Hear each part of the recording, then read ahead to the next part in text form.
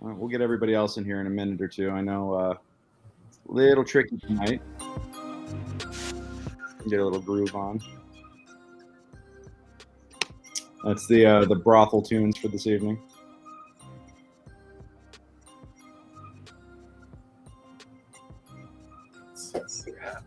It's weird because I can see myself in the feed as I'm watching it, of course, and it's like just a split-second delay. Yeah, so watching myself, it's a little bit of a weird experience. Alrighty. Anyway, how you boys doing tonight? Not too bad. Not too bad. That's good. Ended Oogie Boogie's Halloween Bash yesterday. And Yeah, how was that? That was great. Elise and I have done that every year since before we started dating. Yeah, it's been a blast every time. Nice. A big child go trick-or-treating at originally it was Disneyland, now it's California Adventure. And it's fun. And one thing that I thought was really interesting is lately they have really done annual pass holders / magic key holders dirty. Like every little bonus thing that they could do, they're like, yeah, you're inconvenient. We don't want you here. And this time they really nailed it. Because for magic key holders only, there was one special treat trail where they gave out full-size candy bars.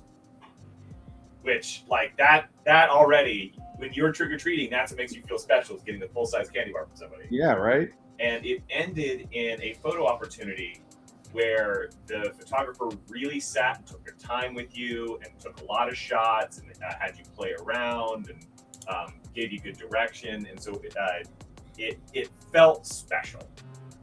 And for a thing that they're, like, reducing the number of treat trails and increasing the number of photo spaces, which I'm like, I'm sure you talked to a bunch of Disney influencers who are like, yeah, what we need is more photo backdrops. And I'm like, I don't care. I don't care about that. Yeah. I'm going to take a picture, like a selfie of me and my wife, like in front of something we think is super neat. I don't need a special backdrop. And for that to still feel super worth it, they really did a great job. Nice. Well, that's great. That's How great. you doing, Nate? I'm doing good. Is my thing? Yeah, it is on. Okay. Seth, did you get your plumbing situation fixed? Yeah, so what had happened was my go-to plumber that always has done really great work called him in to do two jobs. One super simple and routine, and one complicated and difficult. And he did the complicated and difficult one way above and beyond anything that I asked him to do. It was super solid. It was all put back together within an hour. It was amazing. And the super routine, simple job, they turned the water back on before attaching the pipe back together. And so it just so happened that I was right next to the thing when it turned on. So when water went everywhere, I caught it and then rapidly like stuck the pipe back together, was trying to like crank it to be able to close it off. So we got water everywhere in my alcove, and many things at my house are aesthetically pleasing, but not done the way that they probably should. And so I was really worried that with the floor not being caulked at the wall, and that it's like a laminate. It's a laminate floor. Yeah. And so when the water gets in between those cracks, it just rises the cracks up and really makes things pretty awful. And there was a lot of water that spilled in there, gallons and gallons of water. And it happened to be in the alcove where I keep all of my dishes. So I had to wash every single dish that I own because it was covered in water, just sprayed everywhere, like straight out of the main. I had to take a heat gun and sit there for basically 5 hours, just like heat gunning everything out, running 2 fans at the same time, and it felt like it was good. And then I left the fans on it overnight. Did that for the rest of the day. And then I took the opportunity to repaint some of the stuff that was in there because I was like, well, since I have literally every dish off of this shelf, I might as well paint it. Well, there you go. So it worked out okay, but it was definitely good 12 hours worth of work that it made for me. Not at all super happy with that. But again, that plumber has done really good work for me and did really good work that day. One very dumb mistake, so I probably would still hire that guy because I had him do thousands of dollars of work on my house, and Sure. always been done really great. It's just one little thing. Well, damn, man. Well, I'm so sorry you had to deal with that, but I'm glad that all's well that ends well, I suppose. But still, that's just a lot. The whole thing where it's like, ooh, a lot of millennials really regret having bought a house, and I'm like, I don't. I knew what I got myself into. Yeah, right. That's the whole thing. Well, we're hopping on the real estate market ourselves, but we're looking at commercial real estate. So, you know, it's we're touring a potential space on Friday and preparing a list of questions and inspection points and other things, and we're gonna just see how it goes. So, you know. Space to move studio stage to? Yeah, yeah. I mean, we'd probably brand it something different than Studio Stage because Studio Stage is its own unique thing.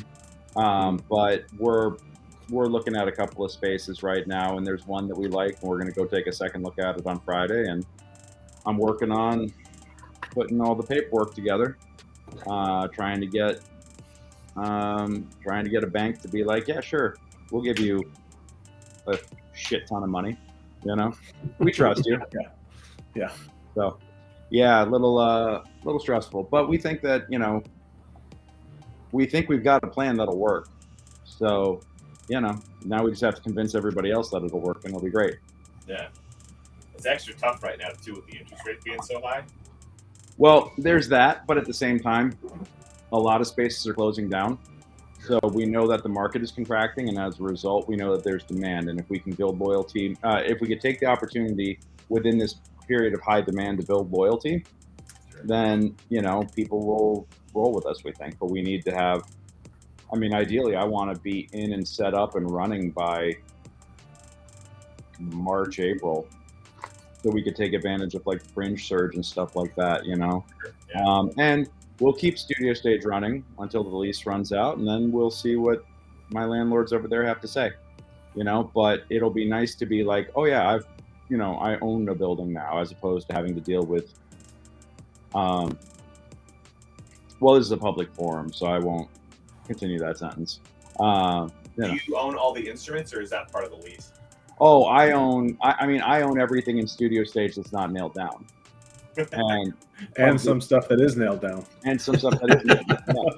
So when our lease is up, if we're out of there when our lease is up, I'm gonna need like a couple of giant moving trucks, let me tell you, number one. But number two, that thing is gonna be stripped to the brass tacks, you know. So they're gonna like a photography studio, I guess. Yeah, well, I mean, they've already told me they've got plans for it that don't involve us. So okay. Yeah.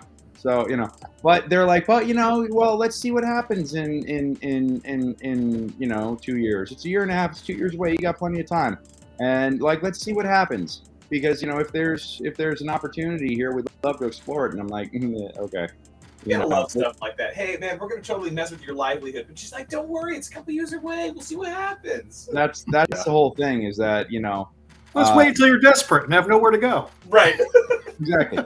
So I'm fixing that problem, and instead of Studio Stage being my primary breadwinner, it'll be like it'll become the not secondary, but it will become another property within the folio. But we're going to put our flagship somewhere else. You know, just because, like, you know, and here's the thing, I love that space. I have performed in that space for 14 years. It'll be 15 years next year that I have worked in that space before we even took over managing it, you know, and it's a place that is my home in a lot of ways. It also has plenty of issues, you know, like there's a lack of soundproofing. There's I mean, we work really hard to keep it clean and a functional space, but the low ceiling in the booth, like I've given myself a concussion before on that ceiling. You know, like it has its quirks, and it makes it difficult. Like if I was going to buy that building, I would then sink a shit ton of money into renovating the inside and making it a much better theater. You know, maybe changing the orientation of the space, putting a bathroom in the lobby. You know, I mean, I would put in better dressing rooms. It wouldn't just be like, oh, this is a warehouse that got converted. You know. Sure. So I want to make sure that this is something that is much more like worthwhile. Okay, Anton is having some tech difficulties, but he'll be online in a minute. Haven't heard from Paul and Nat. Hope they're doing okay. But yeah, so you know, I mean, we're looking around and stuff, and I'm very excited to consider what the future is. At the same time, real estate prices being what they are right now makes this a very terrifying prospect, because it would be this would mean taking on 7 figures of debt, and not a small 7 figures. We're talking like mid-range 7 figures of debt. But we think that with one of the spaces that we're looking at, we think we've already figured out how to, you know, make double the monthly, you know, double the monthly bill on it. So, you know, that's it. We know it's possible. It's just a matter of making it happen and being able to ramp up and get to that point in the amount of time that your cash reserves last, you know? So, but I mean, part of what we would do here is in tricking out the space is we'd get like the high-end LED lights. We would get the really good sound system. We would really make sure that these, because there would actually be multiple theaters in this complex. We would make sure that they're both tricked out and both, you know, like really high end. So it'll be a higher price. You know, you could go to some of the other theaters on Theater Row. You could go to some of the other spaces, and it would be less expensive, but they're also not as nice. They won't be as nicely appointed. They won't be as nicely equipped. So that, you know, we'd want to be like one of the premium houses for that, you know. And then I could have a room where I could keep all my D&D stuff and do my broadcasts from on, you know, good commercial high-speed internet. So, you know, I don't have to deal with the same kind of frustrations I'm having tonight. Oh, hey, the whole crew is there. Hello. Can you hear us? We got you now. It wouldn't be a Brutes night if there wasn't a technical issue. Right? Oh my God, for real. So thank you for joining us tonight, gents. And Nat, you around? Nat is. She's we need your sexy frog. We need your sexy grung to get back to murdering folks. So, all right, Anton, how you doing, bud? How was SCA?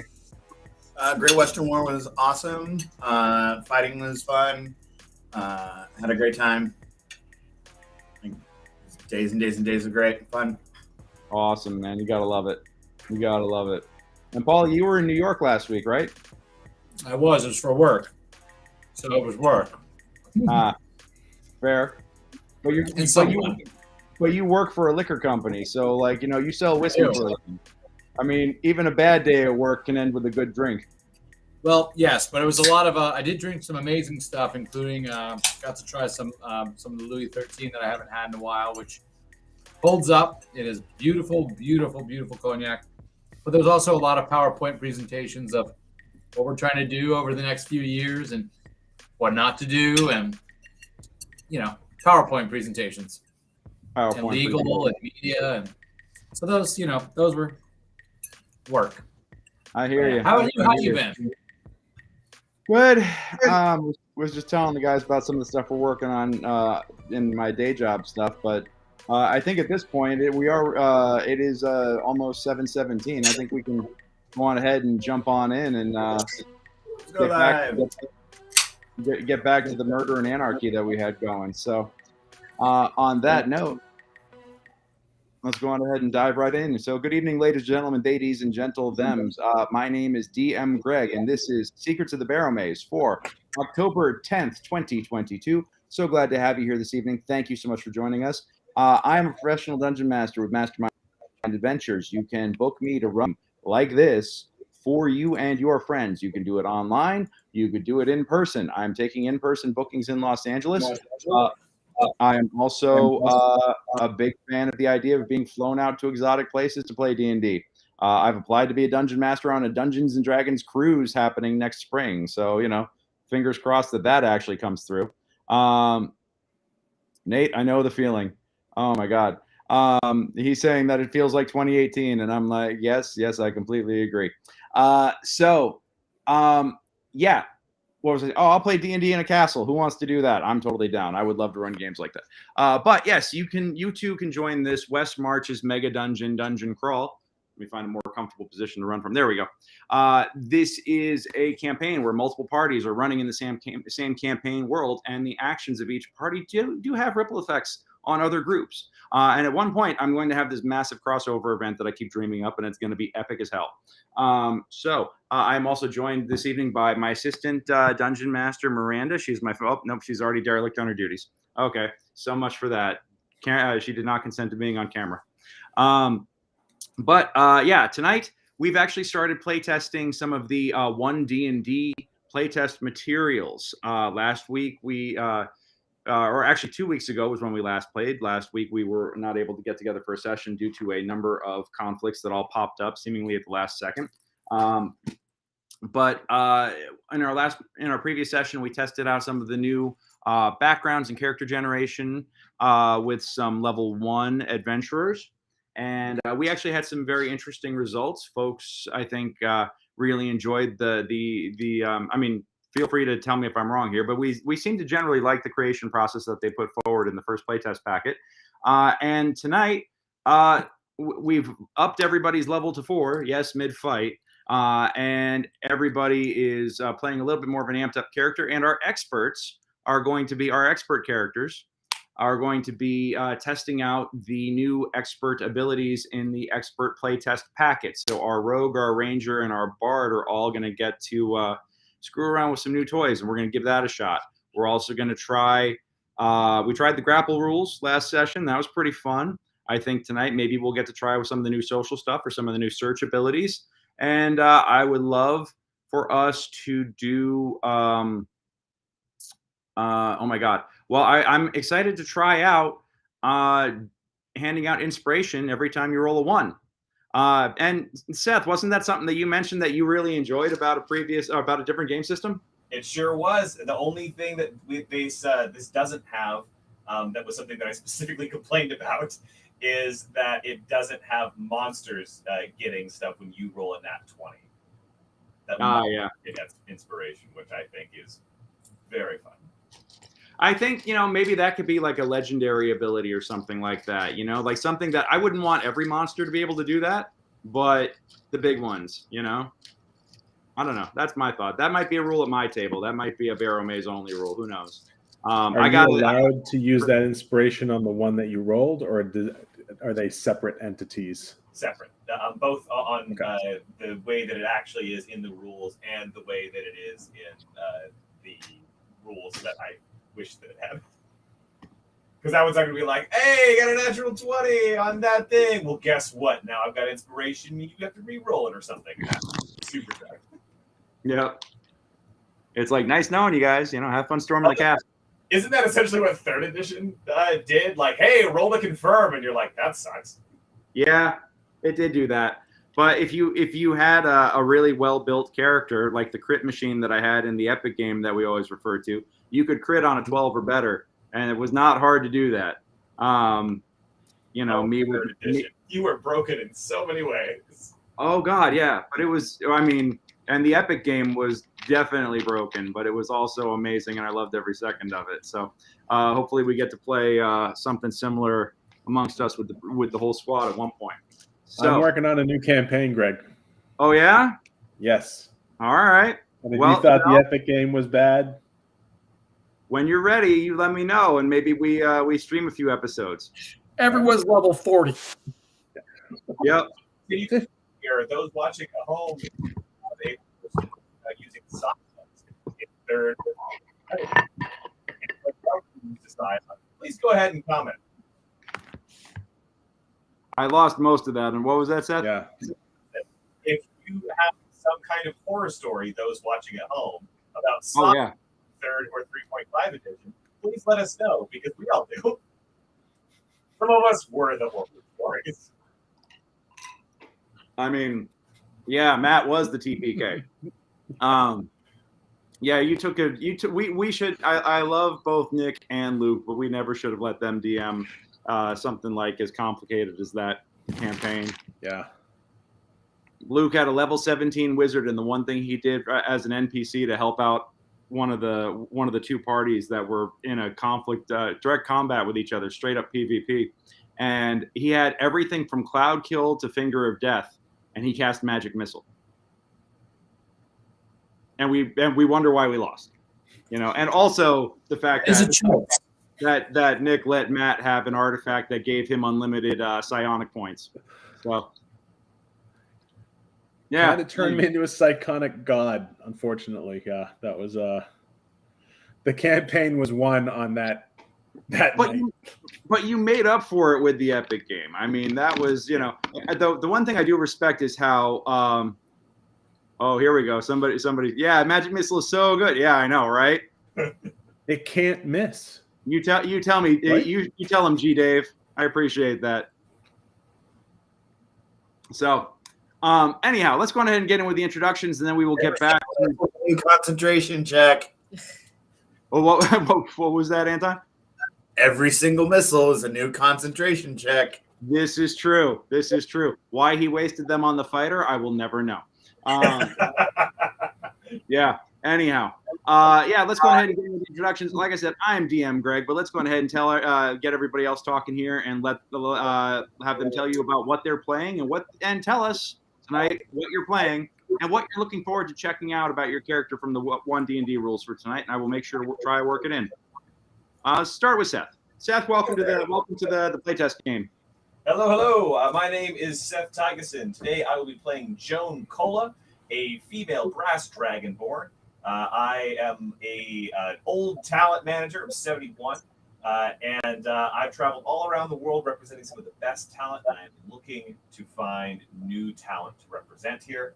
I am really looking forward to see what happens when you play a character that is not built toward combat, because my character really isn't. I've got some things that she can do, but I'm trying to see what happens under the new rules if you build a non-traditional character. Dude, I am stoked for that. Yes, let's see how this goes. Thank you. Mr. Escobar. Yes, my name is Matt. I am playing Escobar, a Ardling race of the idyllic legacy. So I look like a bear, or I have bear-like traits, but I really leaned into the bear, so I'm basically just a giant bear. And now that they let you make up your own background, he is a functioning illicit substance enthusiast, which means he's a coke addict. So Escobar runs around slamming cocaine and going into wild rages as a barbarian. And I appreciate that you leaned into that like you were going to be subtle about it and did smack subtly right in the face. He is, now that we've been jumped up to level 4, he is definitely a berserker barbarian. And we're going to get to see that in action, I think, fairly quickly, given where we left off last time. Which subclass did you pick for him? The berserker. Oh, berserker. Oh, yeah, duh. Sorry, Yes. You said that. Yes. Yep. That I'm very excited to see where that goes. Awesome. And hopefully Escobar sticks around long enough that we can get the primal playtest packet and see what's in store for that. Yeah. So. Or he could go into hibernation after this, and then I can roll up another expert class if he survives. I don't know. We'll see. His dump stats are intelligence and wisdom. Okay. So that's fun. Yes. Nice. He's definitely on the non-combat, just like Seth's character. He's a talker for sure. Okay. All right. I can't believe you said that with a straight face. Nate, how you doing? Good. I am playing the Orc Wizard. I went for the race class combination that's usually classified as the worst. Love it. And so I want to see how that worked with the new background thing. So I am playing a orc adopted by gnomes due to the weird name. And he's an overly polite orc who has a proclivity for pyrotechnics. Because I went with the evocation background. Very cool. And he has the best nickname we've yet come across. Yes. I'm going to use that for multiple games now. What was it? Was it my Freudian slip? Yep. All of them, yes. Yes. Drop the D for an F, and you're golden. Yes. That's right. Brock's. Yes. Yes. Yeah, Yes. That's my tagline on my profile. It's on your Tinder profile. Swipe right in this hot orc action. I love it. Awesome, brother. Glad to have you here tonight. Thank you so much for joining us. And our adventurous trio, the NoHo 3, the Warriors 3 and NoHo. Go for it, Anton. Hi, I am Anton Ray, and this week I will be playing Argnak the Mighty, jumped up to level 4. He's a goblin ranger bounty hunter with a heart of avarice, and self-serving. He's all out for him, and and his chosen few. I'm really excited about checking out the new. All the new Rangers perks, like the Hunter's Mark, always, the prepared spells casting abilities, the cantrips that never before, and mixing with the giants, the Colossus Slayer abilities to just do an epic amount of damage with 2 weapons while throwing 2 hand axes in a single round. It's gonna be great. I should have beefed up this encounter more. Okay. I'm not Anton's power gaming. What? I'm just here to crush stuff. Matt, you've got competition. Yeah, I'm Paul Masterson. Tonight I'm playing Screech McCreech, the Owlin Bard of the Silver Quill. And I actually have never played a bard, so I'm just enjoying kind of bouncing around and seeing what I see playing a bard. I mean, I was going to try and play a character that wasn't so much of a talker, because I kind of have a reputation for that. But I picked a bard, not thinking. But yeah. So anywho, who? Yes, Lord. Hello, I am Nathalie. I am playing Swimzel Ott, and I am freshly minted level 4 Scout Rogue Grung with blue skin. Very excited to see what the Scout level brings, as well as my feat, which I chose, which is Healer. So I am a Scout and a Healer and a Rogue. So we're gonna have some fun with it. I'm very excited. I love it. At least somebody's packing some healing in this group. And we're not just talking these sweet, the dancing dust, Hey, I got some good berries. What do you want? That's true. What more do you need? Awesome, guys. Awesome. Well, I'm very, very, very excited to jump back on in here. Okay. So who wants to recap where we left off? Because we left off, it's a little convoluted, but actually, I think the best way to start it is, Matt, what's Escobar doing right now, and what would you say has happened in the last 10 minutes for you? I've been sitting in the alleyway staring up at a particular window, waiting for the sign. Mm-hmm. And okay. I think I've gotten that at this point. I've watched a few individuals come and go through the front doors. I was not allowed back into the brothel after a certain situation previous to our campaign starting with these characters. Mm-hmm. But we're about to throw it out the window, because if it's go time, I'm making a new entrance. What was the signal that you're waiting for? I think just screaming and yelling or some kind of mayhem. I mean, that's a pretty decent signal. Yeah, I think you definitely heard it. You realize pretty quickly that it's not from the window that you're under. Yep. So yeah, we'll have you figure it. Well, that'll be your first thing, is figuring out where the screaming and howling and pain and yelping and everything is coming from. But we'll get into that. Nate, what's Brock been up to? I am in the lobby, I guess, with Screech. I'm turning his music pages as he plays music. And we just watched a bunch of very important people go upstairs. Oh no, they came in. They're in the lobby right now. I don't think they haven't quite heard the noise upstairs yet. But yes, you actually do see a noble, a younger noble. This is and actually none of you guys made your history checks, so you're not quite sure. But you do recognize the fact that they are wearing a crest that has a tower on the front of it, surrounded by a small crown. And a knight on one side and a hunter on the other. And his bodyguards all wear the same crest, and they are wearing very heavy armor, and they look like they are not men to be trifled with, or individuals to be trifled with. And they have now come in and settled in, and you can actually feel a chill kind of go about the room as they enter. And most of the workers at the brothel are all kind of like looking around at one another like, oh God, he's back. That's the general sense of what you're perceiving. Oh, that's right. I should mention they're in a brothel right now, taking out a contract, executing a contract to bring in their target cold. So yeah, and they and actually, let's go on ahead and Screech. What are you up to? Yes, I am down in the general area, and I believe I am entertaining the people while we're taking a look around. Were we trying to ascertain anything? We were just trying to distraction and listen. I believe is what we were doing. Mm-hmm. Sounds good. And yes, you two observe the entrance of the noble and his retinue. And yes, it's very easy to read this room and see that people are very uncomfortable at the notion of this gentleman being back in here. Let's talk about Swimzel and, oh my God, what is your character's name, Anton? I'm so sorry. Argnag. Okay, all right. So we came up with this foolproof plan. Like nothing could, this plan was solid. No flaws. 100%. Okay, so there I am, and I'm hiding in the closet, stuffed out. And, okay, so maybe there was one flaw. Okay, the Swimzel wasn't quite there yet. Like she was supposed to be, but I got Escobar. Making my way. So almost perfect.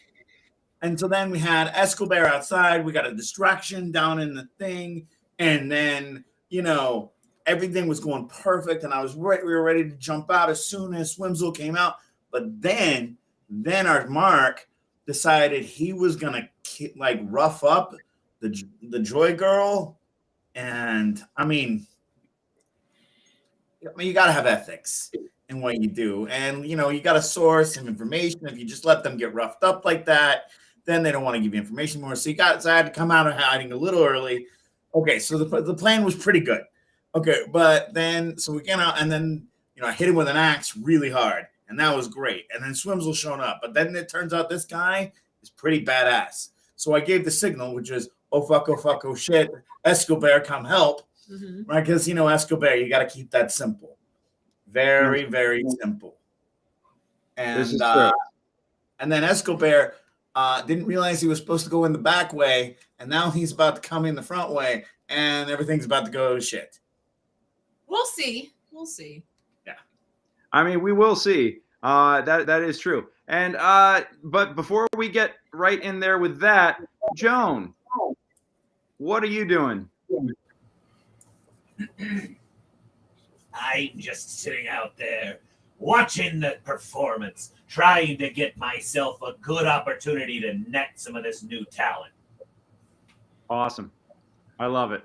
So, yeah, and describe for us what you look like real quick. I am a 5'5" brass dragonborn with rose gold jewelry, big rose gold glasses. I have a pirate hat from all the pirate travels that I've been with. A lot of these different people would say entertainers are not like pirates, but they would be wrong. They are driving all over the place to be able to go and get all these treasures. And I'll tell you right now, that is the place to be, the treasure of entertainment. I love it. I love it. Fantastic. Okay, cool. So, let's start this off. I need Escobar, I need you to make a perception check.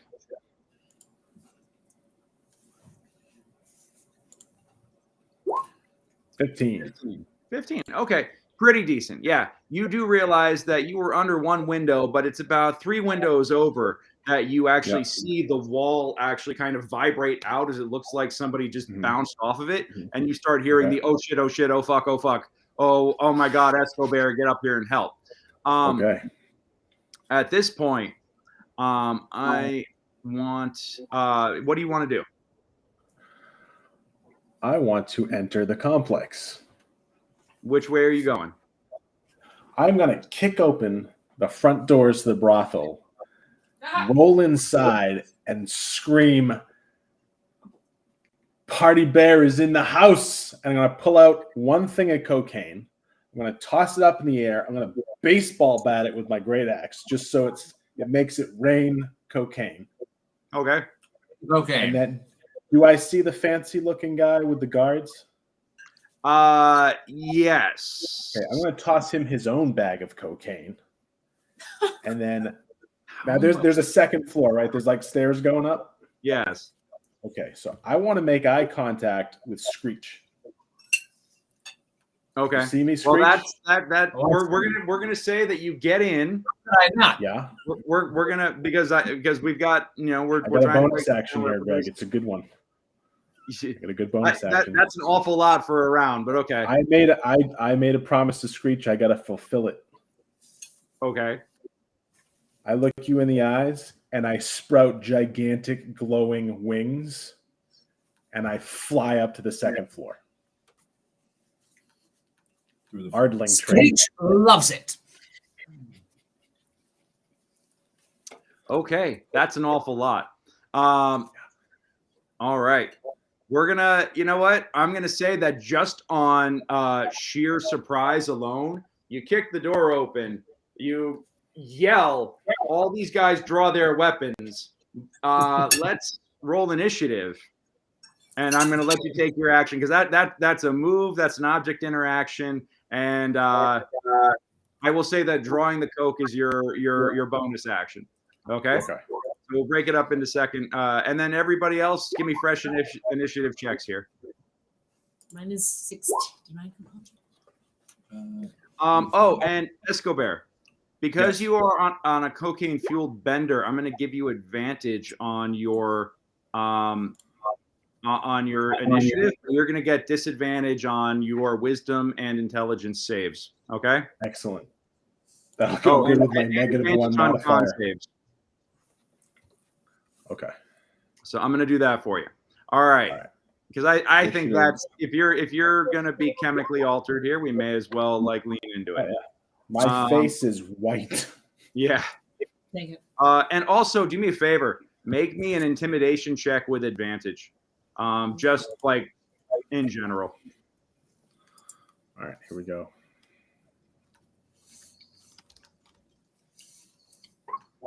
19 intimidation check. 19, Jesus Christ. All right, cool. Good. I am like 8 feet tall and 500 pounds. Yeah, exactly. You're not shy. And are you raging yet? No, not yet. Copy that. All right. You're climbing like a tree. Bugbear. Let's see what. All right, that guy. Man, it's bad, baby. And then Kobo. Our bad guys' buddies. Rolling for them as well because they're going to have something to do with this at some point. Okay, not too bad there. Now, let me see. Escobar, what'd you get for your niche? 15. 15, copy that. Let's go ahead and take it to Argnag. Ew. Repeat that. 22. 22, got it. All right. Let's see. Nat? 7. 7, got it. 8. 8. Hey, Ollie. Screech has a 13. 13. That's respectable. And Seth. 4. 4. Yar. Sounds good. Cool. Let's do this. Actually, we're gonna cut back to Argnag. Argnag, you just wound up. You are in combat with your mark, Ivan Rumlow. This SOB, you are currently, as I recall, you are grappled with him. Yes. No, I was in base to base. No, I was in hand. I wasn't grappled. She was grappling. Yeah. Oh, that's right, because you're trying to grapple and poison him. Got it. All right, so you are in combat with this gentleman. Go on ahead, and it's your turn. What do you want to do? All right, I'm going to put Hunter's Mark on him as my bonus action, because it's a bonus action spell. Okay. And and then I'm gonna jump back out of hand. Oh wait, no, I have thrown weapons. I can throw in base to base.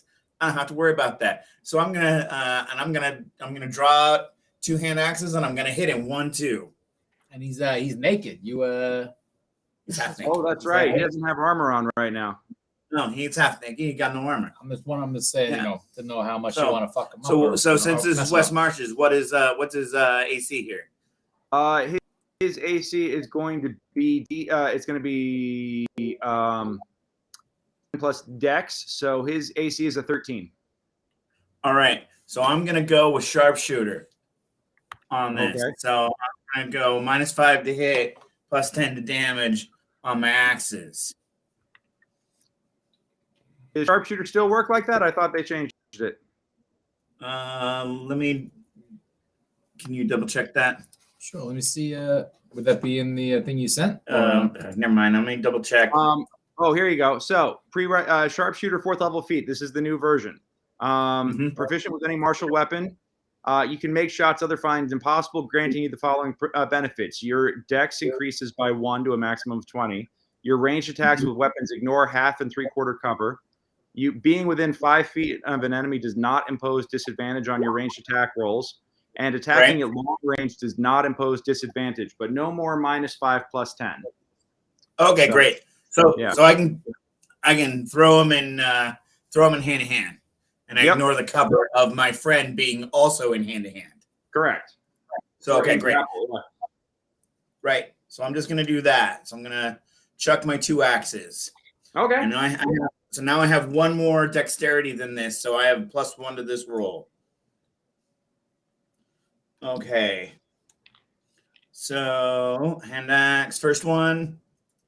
How do I switch it to being thrown? Whatever, it's fine. First one. D20 plus Dex plus weapon proficiency. Yeah. Okay. So 13. That's a hit. That's a hit. I hit him for how much?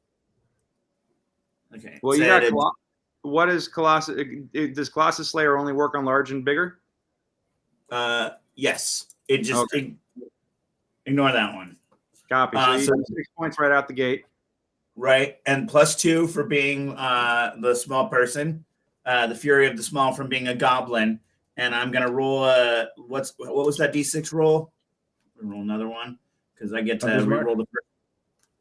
Okay, so a 3, whichever the highest between those two, and then my extra D6 for my Hunter's Mark, and that's only one. Okay, so. First one was higher. That's 6. So 6, 7, 8, 9, 10, 11, 12 damage with 1 axe. Damn. And 2 weapon fight with the other axe. Oh my god. All right. Okay, so ignore the Colossus Slayer. So I hit with a 13 again. And then I don't get to re-roll that damage, so it is I don't know why it's doing all those things. Okay. So not the 7, so 3, and then an extra D6 to that. So 3, 4, 5, 6, and plus a D6, and so here comes that D6. And So 9 more of that. Oh my god. All right, got it. Okay. Cool. All right. He's bloodied.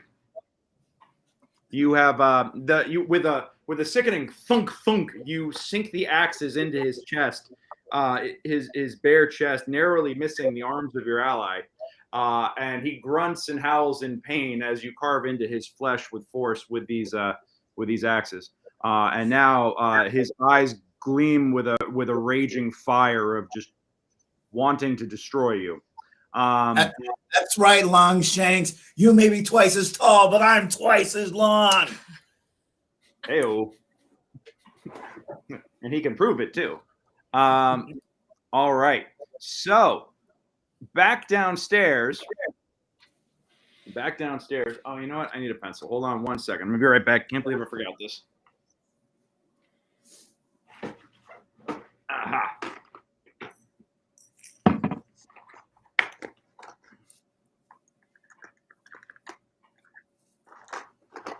Here we go.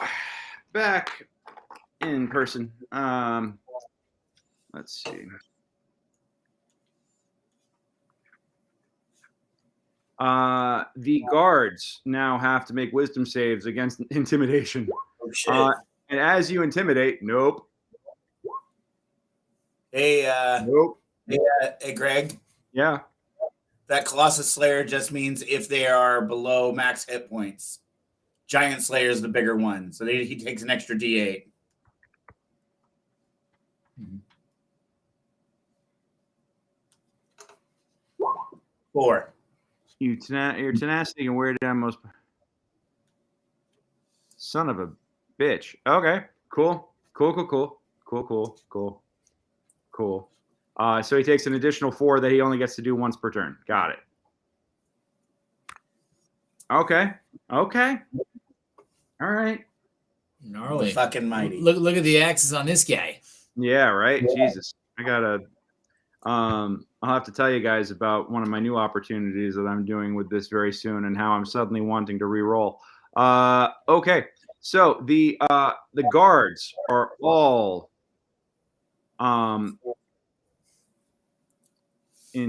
significantly intimidated by the cocaine-covered bear that has just come in, as is the nobleman who cowers and who yelps and cowers in fear behind them. They take up a protective position, but they do not engage yet. Come on, roll already. There we go. Yeah, they take up defensive positions, but they do not engage. And they're going to hold their actions right now and find out just what the hell is going on. Now, Matt, it's back to you, Escobar. Okay, so let's follow through with the sprouting of the wings. All right. Well, no. Now you've withdrawn. You're at the point where you've withdrawn the 8 ball.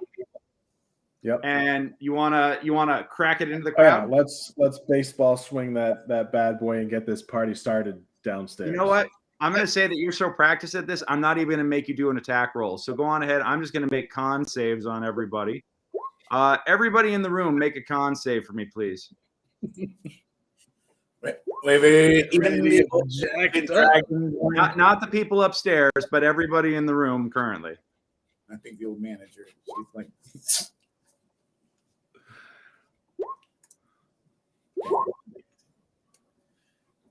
I have been around the block quite a bit. That's what I'm saying. I think you should get advantage. The fueled party is not going to. Yeah, Seth. Seth, you're looking good. Brock and Screech, the both of you get a face full of it, and it's a little sneezy all of a sudden. Right to the beak, you know. Woo! Yeah, right through the beak. All right, hold on 1 second here. Peach is riding that white dragon. Now it takes 10. I know a few upbeat songs. Yeah, you guys are going to get advantage on dexterity and strength saving throws and rolling for initiative, but you're going to get disadvantage on wisdom and intelligence saves right now, and you cannot sleep until the effects wear off. Do they also get disadvantage on charisma checks, but believe they have advantage? Yes. Absolutely. Yeah, and I'm also going to say that they get the effect of rage. So, yep. So yeah, all of our guards here are definitely high as hell all of a sudden. And then yeah, Matt, you then sprout. You make eye contact. You toss the noble an 8-ball for a party favor. You make eye contact. You sprout your wings and you fly off up the stairs. We're going to go on and call that your turn. Well done. Everybody's high as hell. And the party is just getting started. Party bear doesn't lie. Party bear does not lie. Dave, Issa, good to see you tonight, Wolfman. We will get you in one of these games at one point soon, my friend. It's nice to have you in the chat tonight. Thank you for joining us. All right. Let's go on ahead and bring it on back. By the way, I want to make this clear. This on stream here tonight as a playtest is kind of only tangentially officially part of the Barrowmaze campaign. This is all playtest material. None of this is canon. And this is obviously a little bit more of an adult-oriented game. Most of the games that I run, and this is by choice of the players, most of the games I run are family-friendly and appropriate. But, it's after 10 o'clock on the East Coast. So, Total Tony's? The Total Tony's are family-friendly? Compared to being at the brothel fighting hookers and anyway, yeah. Perhaps we need to revisit Frankie's. Mastermind does run family-friendly games. This is player's choice this evening. So just making you, I don't want to say I'm disavowing, but I'm disavowing. But I'm, anyway. It's in fact all my fault. We are definitely running just a more mature game this evening. At this point, that happens. I'm making note of that. Good. Who had the 8? That was Nate. Nate, you had the 8. Okay. You are suddenly high as hell. You could feel your heart racing. You feel yourself breaking into a little bit of a sweat, and everybody in the room is kind of like, just like what the hell just happened? And some of them are actually believing that they're seeing visions as this gigantic half man, half bear just sprouted wings and flew upstairs. Yeah, I am kind of under the influence here, and I'm freaking the hell out. So I'm going to scream out, "Holy shit!" and then launch some sort of. I'm looking around at my spells. Look, what makes the biggest explosion? Oh boy! Oh god, it's going to get like that. Okay. Yeah, that is Matt LePage on stream there, Dave, and Nate too, both from the good old school Bloodwing. Oh, how the hell did I miss Screech? Sorry about that. I'll let Screech go first before I. Yeah, Screech. No. Screech allows you. Wants you to proceed, sir. All right, then it's Agonar's Scorcher going right down the middle of those guards and stuff where the bear is and everything. Oh god, this is just going to be a complete shit show. I love it. All right, roll it. Hi, I wouldn't be doing this. Burn the brothel down to the ground.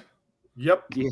You want family friendly? Bernie, We'll remove the adult content with fire.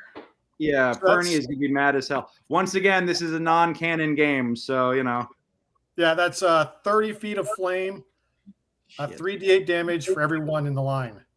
Oh my god! And do I get a dex save? It is a save of 14, I believe. Yep, a dex save of 14 for half damage. 1, 2, 3, 4, 5. Okay, well, with honestly, everybody's first roll sucks, and everybody's second roll are like nat 20s. So I think they all make it. They're going to take 6 right out the gate, including the nobleman.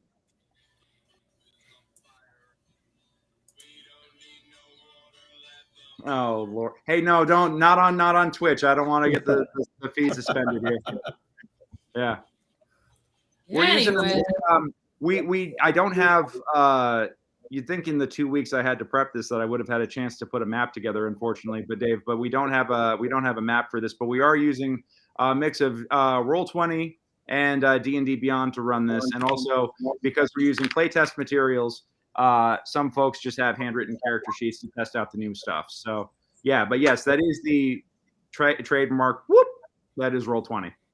So With my Yep. movement, I'm going to turn and run to the farthest corner of this building I can. gotcha. It's not a very big building, let me tell you. I didn't think it was, but At least this area. But yeah, so you fire off a line of flame. They all Yep. make their saves. Because the DC was what? 14. 14. Actually, one of them failed. Never mind. One of them actually did fail. He's going to take the full 11, so he'll take 5 more. Got it. And the noblemen, they all get caught in this gout of flame that goes forward across them. You go diving behind the bar as soon as you cast this in like a wide-eyed frenzy. And roll a D100 for me, please. D100. Yeah. 79. Copy that. What was the spell again? That one was Agnazar's Scorcher. Sounds exotic enough. 79. Agnazar's. I don't know how to pronounce it. I'm going to roll my own D100. If I roll higher than that, you set the walls on fire. I'm rolling my own D100 here. 86. And the building is going to get 86. The Velvet Elvis on the wall goes up in smoke, and very quickly here, the building is there is a fire on the walls in the building. So yeah, that's a thing that is happening right now. This is it. You wanted a distraction. Yep. Okay. So Screech, it is your turn now, since we're gonna. All right. So Screech is seeing this metaphorical poop show going on. And what are the response? So my good friend Escobar comes in a beautiful cloud of cocaine. How is everyone responding to him? They're just kind of waiting. They drew their swords and they were holding their action. And because they were all very much intimidated by this thing that just came in, and then they all failed their con saves against coke, and now everybody's blinded and high as hell. And then they just got hit with the flamethrower from behind. So, and the walls are on fire now, so chaos is starting to reign. Literally. I guess I guess the question is, based on his entrance, do we know that something is going on upstairs, or do we simply have what is going on here? Make an insight check for me.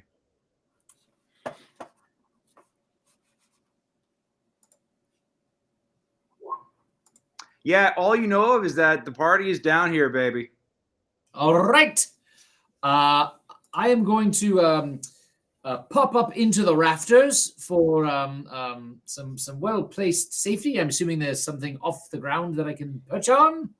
I'm going to say that in this area, yes, there is that the ceiling is open. It's like a 2-story room, and that there's wood struts and stuff. That this front bar is not terribly large, but you can actually hop up, and the stairway with that goes up to the rooms and everything to the second floor. Those rooms don't really start until you get they start over the bar and extend across the kitchen and then in the back to the back of the building. Okay, so that like hotel arrangement is you have like this big open 2-level or this 2-story high room in the front. Makes it feel bigger for a room that doesn't have much floor space. Gotcha. So yes, there is a rafter for you to hop up onto, is what I'm saying. Excellent. What I would like to do is I would like to hold my action in the event that anyone charges at Brock Stumblefuck or Escobar, and if they charge at them and try to attack them, I am going to shoot them, or rather, shit on them from my perch with my crossbow. I love that.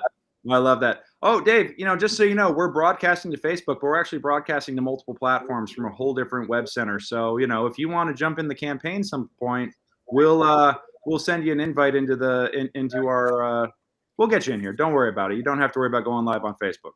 So, I won't ask about the community standards and why that's blocking you. That's none of my business. So, anyhow,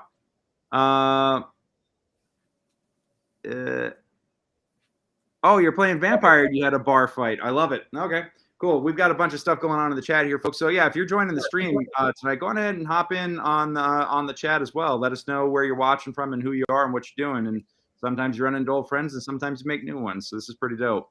All right, so cool. You are holding your action. Give me a wisdom save with disadvantage, please. Oh, excellent.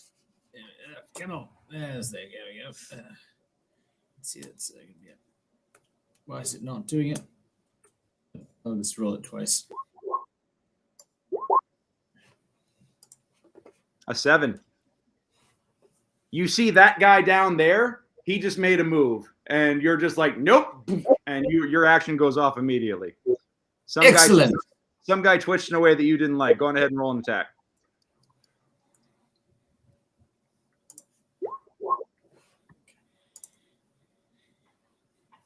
17. Yeah. Okay. Yeah. You fire your crossbow and a bolt just bounces off the helmet of one of those guards, and he yells in pain and immediately turns around and cracks his buddy next to him, thinking that he just got hit.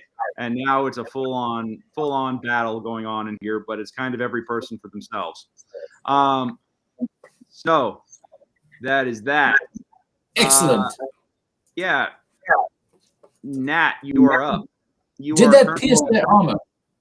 It did not. They actually they are wearing plate. Excellent. So yep. So it's going to be an 18 or better to crack them eggs. Noted. But Nat, you are currently wrestling a half-naked man wielding a saber and a dagger, as he has also got 2 hand axes sticking out of his chest. And one out of his back.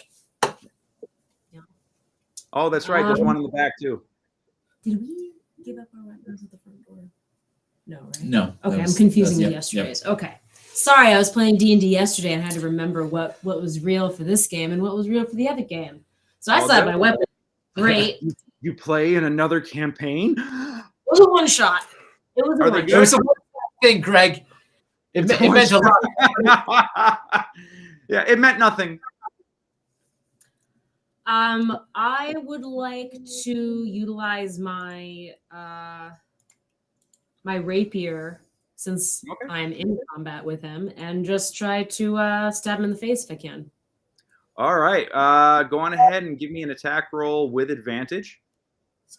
I'm right there. Woohoo! Oh, dang. Oh, yeah. Oh, So 20 shit. crit plus 5, so 25. So I think that's going to hit. That's going to hit.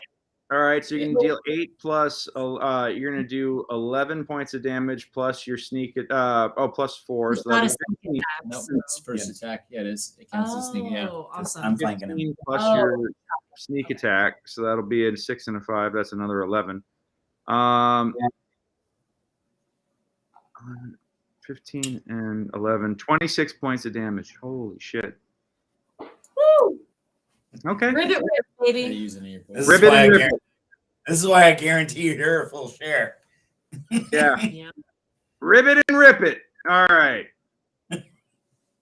That guy is now alerted to what's going on here. Let's see what happens there in a moment. Bandit Captain is gonna, first off, he's got to make a save because he is in contact with a grung. I have to make a save of DC 12.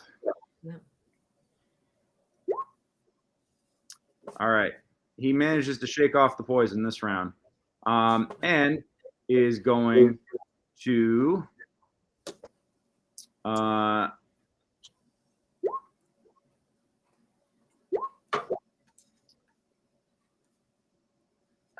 that's right. I actually have to do this with disadvantage because of the fact that he's grappled currently. 2, 3. Your rolls are not showing, sir. Oh, damn it! This should be defaulting to seeing to doing everything in the open. So I got a 15 on my con save, so that's not going anywhere. I got a 23 and a 7 on the first attack, a 23 and a 12 on the second attack. Anton, what are your ACs? Because these are going for you. My AC is currently at 14. 14. Well, I got a 19 and an 18, so you're definitely taking the 18. Yeah. So that's 5 piercing damage as he does manage to get one attack in. Cool. And Joan, party girl, what's up? Now, I think because Screech went and attacked one of these guards, that by this time I should be able to tell that he's with all of these other messy people. Yes. No, give me an insight on that. Sure. I'm going to use my bonus action to perform the search action. Okay. I like it, using the new terminology. Bonus points. That is a 14 to determine whether or not Screech is with the rest of these individuals. Well, there are a few folks in this room who are clearly workers. There's a bartender. There are a couple of other patrons who are now all like blitzed out of their minds. The noble, the Duke's son, and the 4 guards are clearly amongst themselves, and you know that Screech and Brock are of the same group. Can you give me a perception check real quick? Sure. All right. There we are. There. My eyesight is not what it used to be. Okay, what'd you get? I got a 3. 3. Okay, so yeah, you missed the meaningful exchange glance between the bird and the bear, but you get the impression that at least Brock and Screech are together. I mean, you saw them working together earlier, and yeah, you see everything kind of like devolving into chaos right now. And like I said, the room is also starting to catch fire. And as my action, I would like to perform the influence action. I want to talk to these guards here that are standing up against everyone else. And I want to say, boys, you see how all of them are willing to go up against you here in your own town. Shouldn't that be an indication to you that they might be backed by some kind of nobility? And I think that with you being on this cocaine-fueled binge, that perhaps the nobility may not appreciate your engaging in such tomfoolery with the rest of these. I think it best that maybe you walk away. Okay, you're going to try and get them to walk away. I'm going to say that these guys are hostile right now. Give me a persuasion check, and we're going to do it with disadvantage. Disadvantage, eh? Yeah, because they're high as hell. It's not so much you, it's more them and them being whether or not they're able to compute what's going on. May I counter this before you fully make this ruling? Cocaine has a side effect of paranoia, and I have basically said that the people who are in charge of them will be upset if they continue to fight with them, and I'm trying to lean into their paranoia.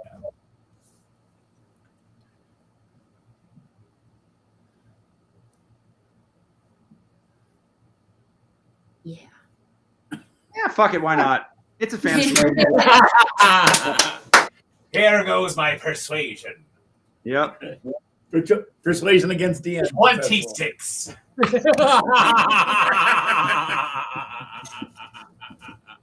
Well, this is not mind control.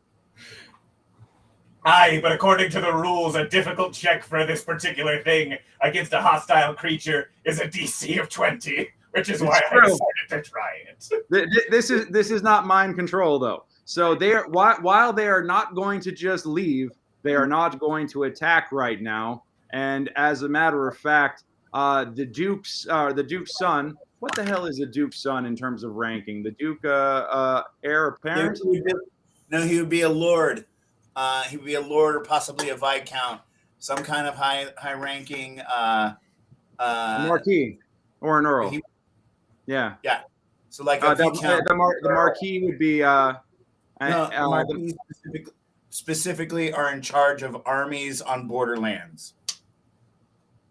Well, I'll take it. I'll take the word of the person who's the SCA. So what was the first one he said? Lord. Yeah. So the good Lord here, Kel, his father Krothos, Lord Kel says, That's right, men. Stand down and protect me. And he's freaking out a little bit.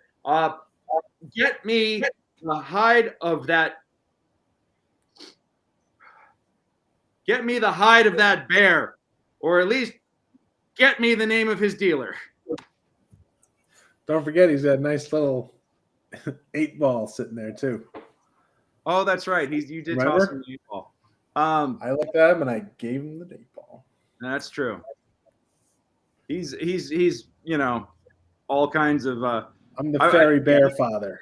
He's all kinds of fucked up right now. Bring me that bear or get me the name of his dealer. That's what he yells. So the guards immediately start charging upstairs after Escobar, or they will on his turn. On that turn. And what the hell? So all I've got left is move, and who's actually on the ground that's near enough for me to be able to subtly have a conversation with. Because I'm under the impression that Screech McCreech is like perched somewhere. Yeah, Screech is about 10 feet up in the rafters. Yeah. And you could actually probably head over to the bar because you noticed that that's where Brock dove. All right, so then I'm gonna go for to the bar, and I'm gonna lean up against it and just kind of subtly lean over the back and be like, "Are you there with the odd fellow?" All right, sounds good. Argnag, you're up. All right, is Escobar up here yet? He's not in the room. I'm going to say that you both kind of like stop as you feel the floorboards rumble as there's a giant thud in the hallway, and suddenly you just hear pounding footsteps as the doors and the walls start shaking. I use my free item interaction to reach up and rip one of my hand axes back out of the guy. God, make it because it's a moving target. I'm going to need you to make a dexterity check. Okay. It's a moving target that you're in combat with, so I'm not just going to give you that one for free. Okay. 8. No, okay, so I don't get that. So I draw instead. So I draw my last hand axe. So I won't get 2 attacks this one, and then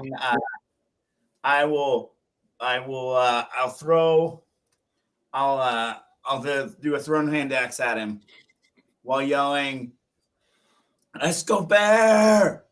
Escobar!" Actions.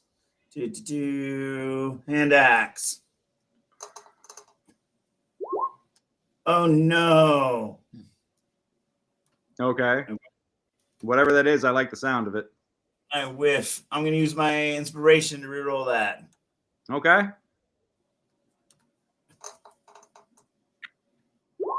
Worse. Damn. I absolutely, Damn, my son. As a matter of fact, you botch, and I'm going to say that because you're dealing with, you're trying to attack somebody that is that has an ally grappled on a botch. You hit your make one more attack roll against Swimsel.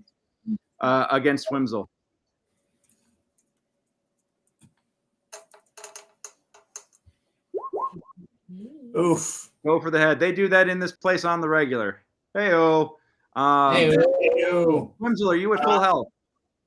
I am. Yeah. Okay. So you only take three points of slashing damage as you get hit with the hand axe that was meant for bad guy.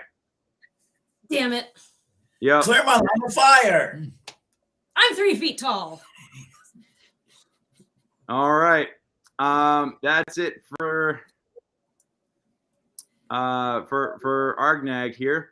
The guards immediately start running up the stairs, and I'm going to say they're going to take a double move. Is it difficult terrain with everyone freaking out?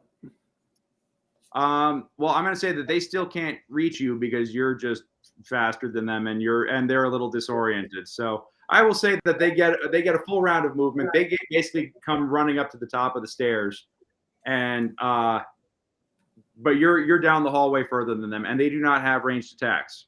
Oh, they technically have javelins, but they're not going to use them indoors. These guys have shields and swords.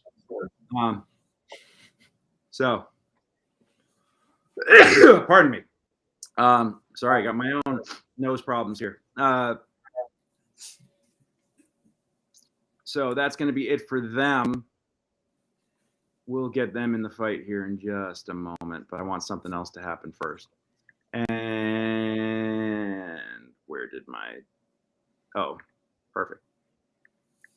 So 15 is Escobar. Give me a perception check inside now because it's a little different. Okay. I'm going to say with advantage, though, because it's not... I mean, you are making a shit ton of noise, but so is Anton. So I get an inspiration because I rolled a 1. yes, you do. You do get inspiration. Lost Yep. one, gain one. Lost 1, gain 1. Lost one, gain one. There you go. All right. So with a 14, yeah, you can pretty much identify which door it is. Okay. Escobar flies into a rage. And not just a regular rage, a frenzy rage, and goes charging into the melee towards the sound of his buddy employer. Okay. What do I see when I get to the door? You get to the door. The door is closed. I open the door. I roll the door open. You open I gingerly open the door. No. You go, property damage is not cool, kids. And then, yeah. You see, the first thing that you see is a woman in the corner. Her face is swelling a bit. She's tussled and is backed up in the corner, yelling and screaming for help. And then the next thing that you see is Swimsoul on the back of a shirtless, muscular, hulking humanoid with a scimitar and a dagger, who also has multiple hand axes sticking out of him. And then across from him in melee combat is Argnag yelling for you. All right. I attack recklessly the shirtless douche, screaming out the fury of my broken childhood. Damn. Okay. You know what? Get him. All right, here we go. And what are you attacking with? A great axe with a 24 to hit. Holy shit. All right. Cool. Roll damage.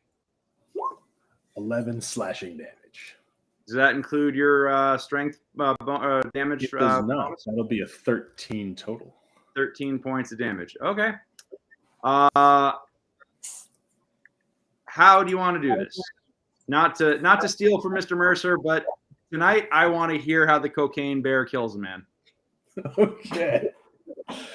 I am going to, some may say expertly, some may say in an insane gout of luck. I'm going to bring that axe down on his collarbone. It's going to dig down into his chest, and I am going to rip his head off with my face and throw it out the door for the guards. Oh, Okay. we need that. Yeah. So yeah, you cleave into him. You with this unholy roar.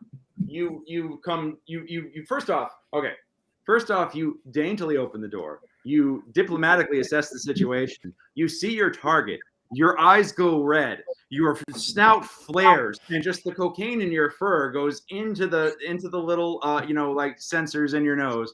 You immediately like something out of Requiem for a Dream. Your pupils dilate. Your blood just starts surging. Your eyes go bloodshot. You let loose this unholy, ungodly bear roar. You reach up with both hands, your axe over your head. You bring it down, cleaving into him. His scream of agony is cut short in an instant.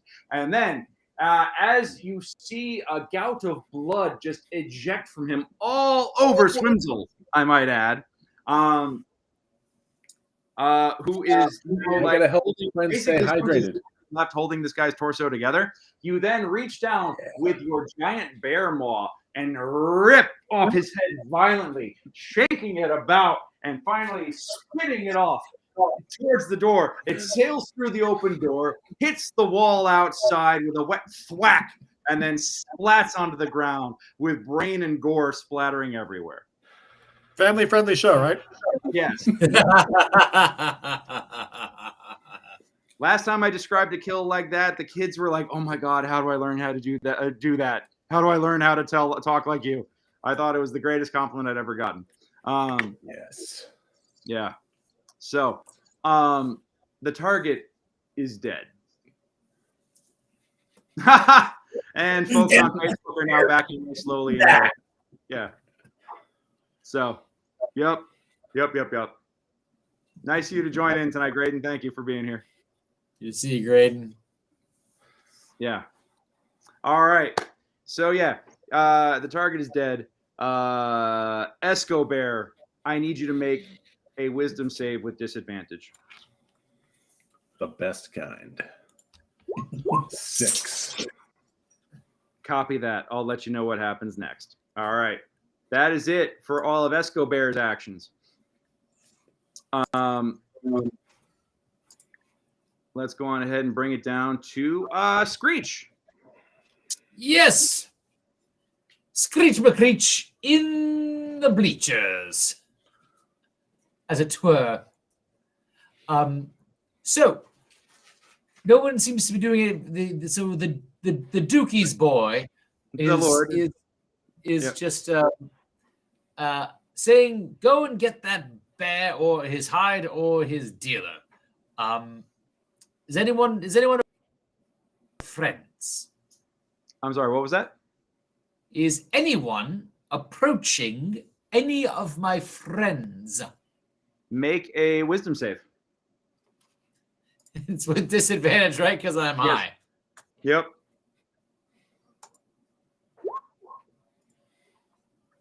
$13. That's actually quite a good. You know what? You kind of shake it off and you get it out of your beak for a second. Your eyes are clear. You don't see. I mean, you see a brass dragonborn leaning over the bar at Brock, but it does. But give me an insight check real fast.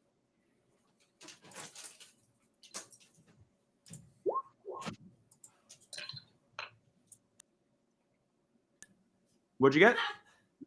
Me. Okay. Yeah, that's like, oh shit, that's that agent that wants to sign me. I shouldn't shoot them. Yeah. Yeah, so you're like, yeah, oh, nope. Just kidding. Just kidding. Yep, nope, not happening. So yeah, you're looking about and it doesn't seem like the party is here quite yet. I would like to, if I can, I would like to just pop down from my little stoop onto the bar, and with my bird pipes, start piping out a great little raucous ditty, an epic fight tune, and to try and impress this dragon ball, really show them I know how to read a room and create the epicness from behind whatever might be happening. I love it. Okay, give me a performance check with advantage.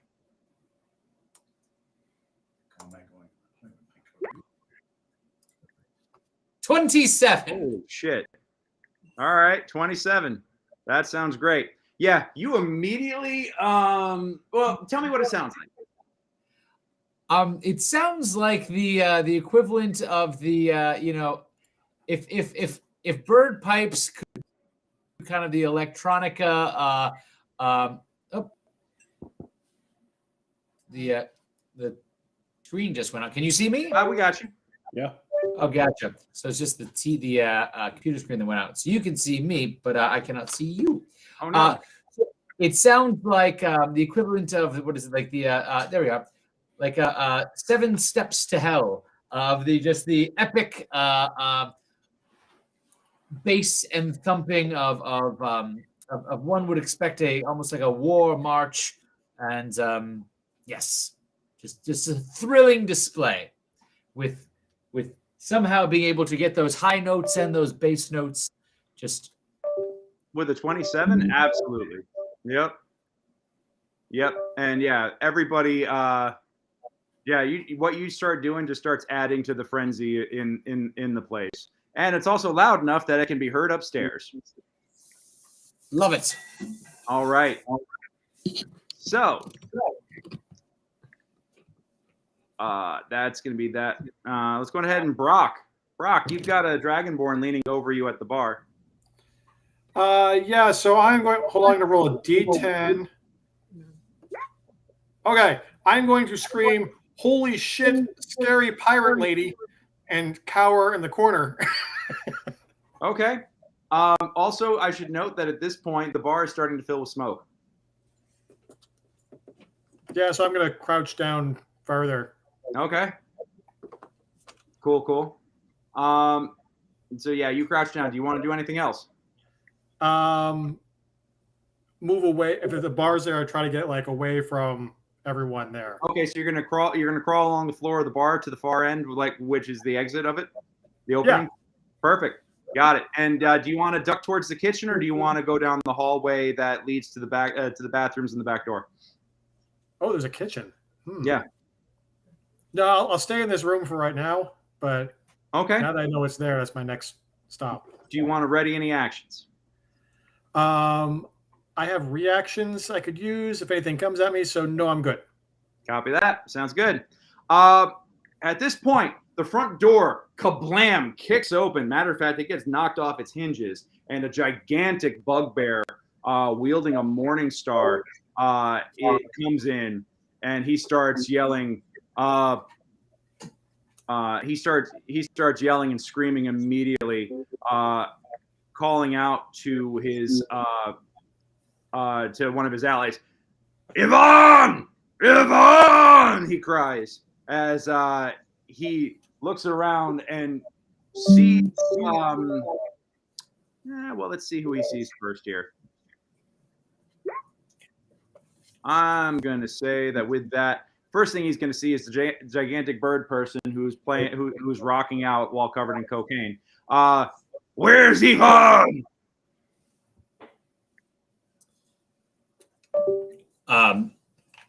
I out of the corner of my mouth, as I'm rocking on my bird pipes, I would say, I don't know, and I don't care. Cool. As All right. I sing my song. So he goes flying up the stairs, knocking over the noble, the lordling as he goes. Let's see. After that, that is going to be Swimsoul. You are literally holding the corpse of this character, of your target together, as there's a giant axe that has been so thoroughly buried into this fellow, it almost is hitting you. He's dead, right? Oh, very much so. There's no head on this body. Decapitated. Dead and decapitated, yeah. No, I know. I will say, not the warm bath I thought I would get in a brothel. Heyo. A couple different kinds of warm baths I thought I'd have before a bloodbath. Different types of showers. If it's a vampire club, a bloodbath is perfectly acceptable. But you know, This isn't a vampire club. This is a brothel. That we know of. Yes. And so I kind of just try to shake off some of the blood, realize that the building is on fire, and I'd like to hop down to the first floor, following you. Yeah, I gotta read through his shit and take the money, get my axes. I mean, we got a moment here. Yeah. But. okay, But, so you're peeling yourself off of your dead target, Yes. and you're going to start moving away I'd like to move just to the the door. to the door of the room. Got it. And how Escobar. on fire is our There's area? smoke that's starting to come up, and you can actually smell it, but you can't quite see it yet. Okay. Okay. Yeah. Because it's still you guys are upstairs and down a hallway about halfway down the building, and that's only been burning for a few seconds. So like it's starting to flare up now. And if you came out and looked down the hallway past the enemies that are now charging towards you, you would be able to see some smoke, but it's not quite full blown yet. Also, Escobar, make an attack roll. What's the girls? 17. Hey, Swimzel, what's your AC? 14. 14. The paranoid cocaine bear in a frenzy is not distinguishing friend from foe and gets an opportunity attack. So yeah, go on ahead and roll your damage there. 7, 9, because of rage. 9 points of damage. Now, 8 points of damage. Swimzel, do you have evasion or uncanny dodge, anything like that? Should have uncanny dodge. Yeah.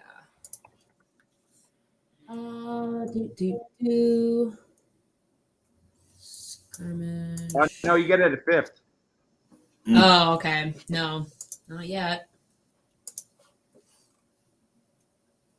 Got it. You know what? I I am going to say that. How long would you say that you've worked with Escobar?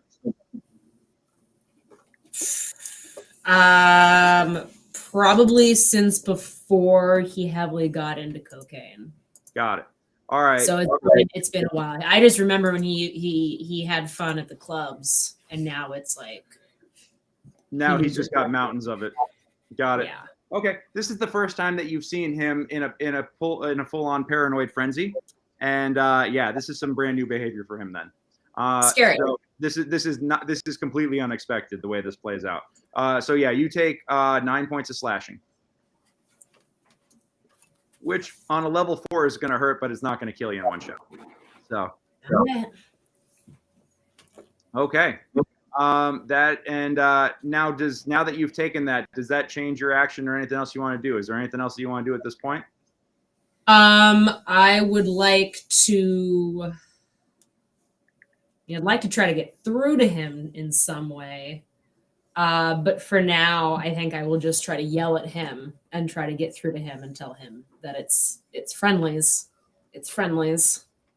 Okay. But then Give me a persuasion check with disadvantage.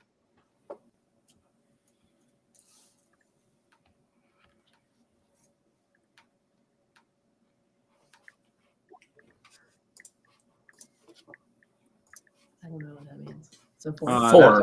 That's a 4. All right.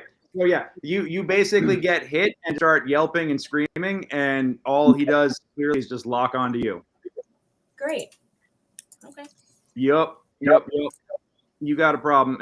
You guys upstairs have a problem on your hands. Do I roll anything against her persuasion?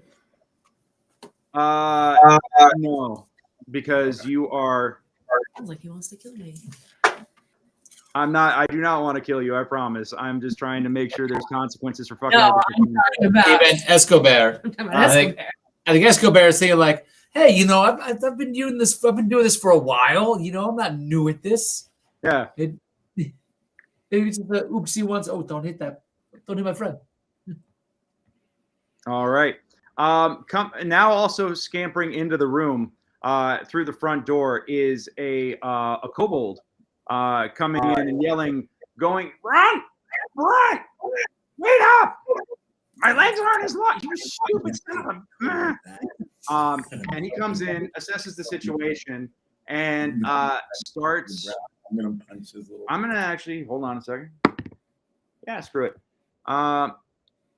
He is going to attempt to prestidigitate the fire away. I want. Nat, give me a D100. Me? Is that me? Mm-hmm. Yeah.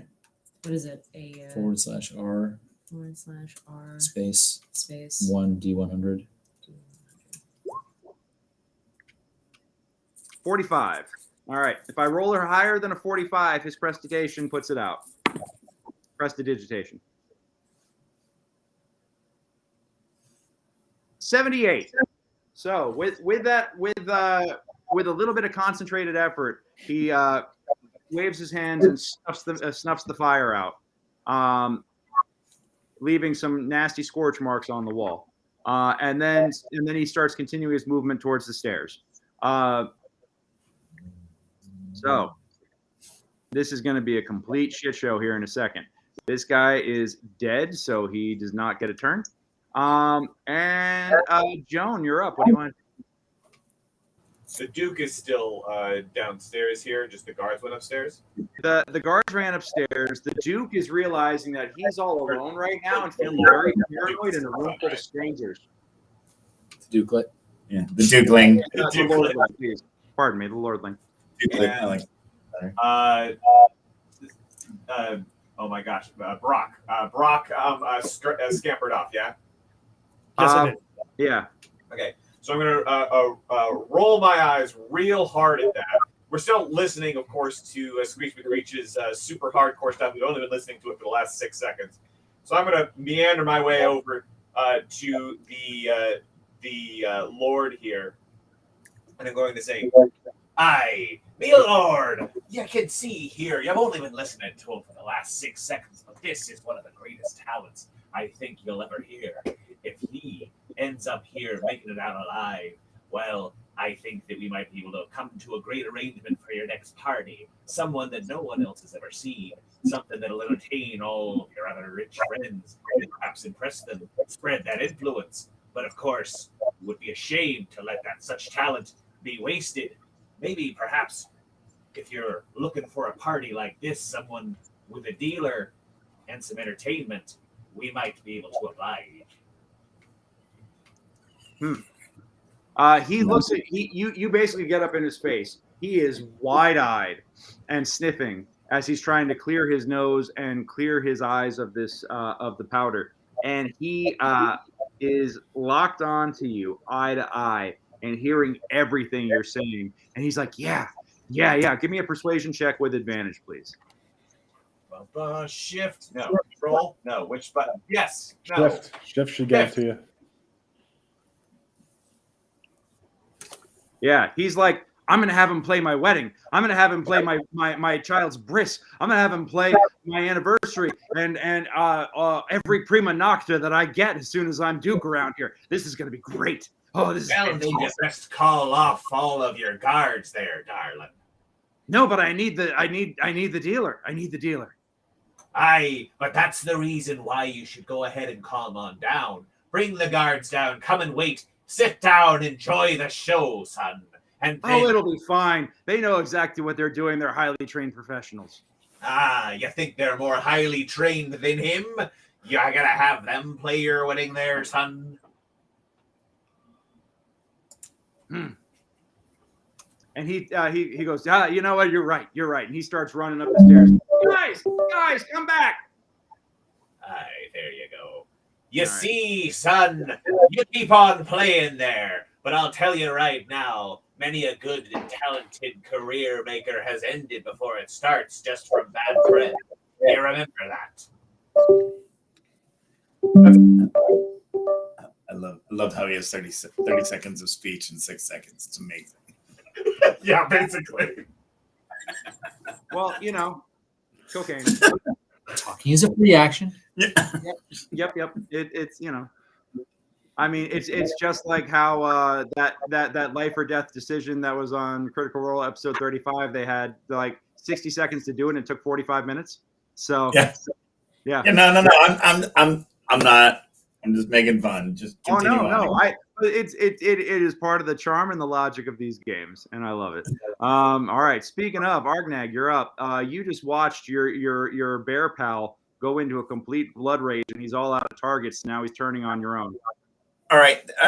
Okay, I'm gonna take my free item interaction. I'm gonna pull out 2 of my pand axes. I'm gonna shove them in my belt, and then I'm gonna climb Escobar like he's fucking Groot.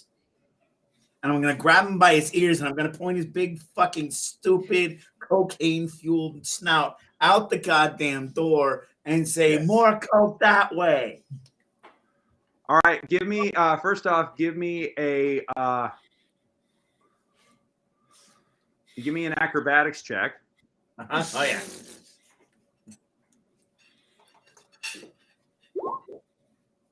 $12. 12? Good enough. I'm going to say that that this is a move that you've pulled before. So I'm going to say good enough. You go running up him, and give me a persuasion check with advantage because you said the magic word. Mm-hmm. Yeah. And Escobar, give me a insight check with disadvantage.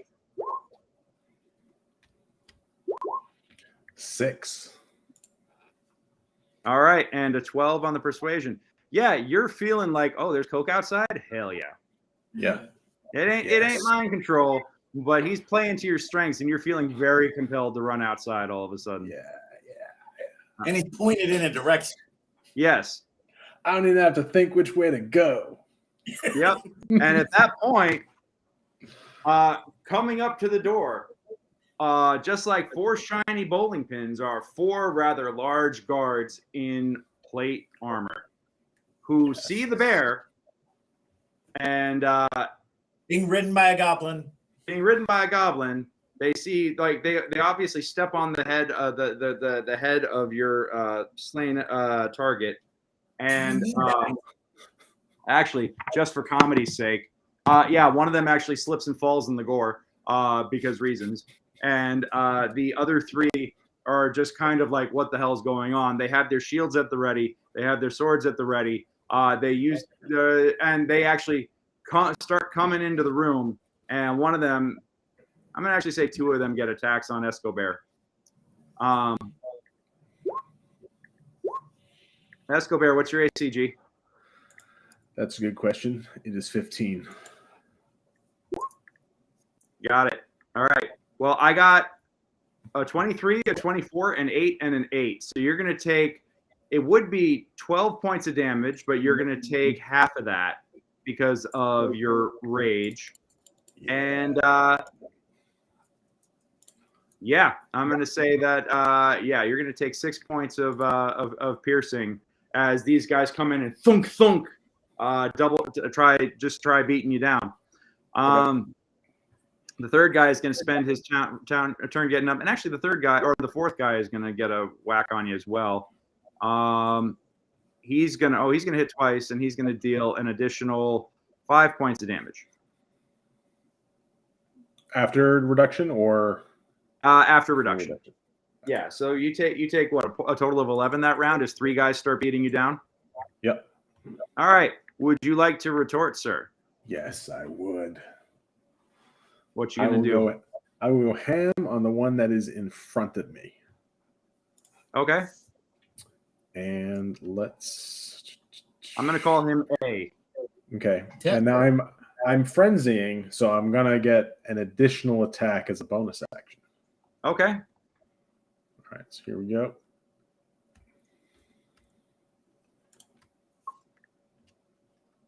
$10. 10 is not going to hit. You're going to ding off him pretty hard. Okay, bonus 23. Oh, yeah, that hits. 15 slashing. 15 slashing right out the gate. Holy crap. All right. Yeah, you go clanging into this dude, and he is immediately like, whoa. You knock him backwards. He is clearly bloodied on that first shot, or you take the first shot and you hit him enough that it actually knocks his shield out of the way, and then you swing your great axe around and bring it down into his chest, and it dents his armor deeply, dealing a significant amount of damage. You actually hear ribs crack inside as he takes that. All right. Let's go on ahead and go to this would be Screech. You can hear the sounds of a bear roaring and metal clanging and metal rending and screaming in pain coming from down the hallway. And you've heard of loud play before. This does not sound like that. All right. I would like to fly in the direction of the melee. Okay. I don't know if I can see the what is going on, but I think I can probably put 2 and 2 together. Sure. Okay. Yeah, you fly into the hallway, and in front of you, you've got a kobold and a bugbear chief with their backs turned to you as they're racing down the hallway as well. So the thing is, the bugbear chief in this hallway is very big, so you're not going to be able to fly past him. It's kind of it's a lower ceiling here, but you are at least racing behind them. So can I see these the people in the hallway, And I will say that you can see over them enough to see that there's a whole bunch of folks that just went into the room, and you just hear like a snarl and rending of metal and a scream coming from inside. All right. I would like to cast Cloud of Daggers in the opening there, where all these Oh, holy shit, dude. Okay. Yeah, there will be no survivors. All right, let's go. Oh, Mr. Bailey approves. He just gave a yawn and a yowl of approval and a murder chirp. So.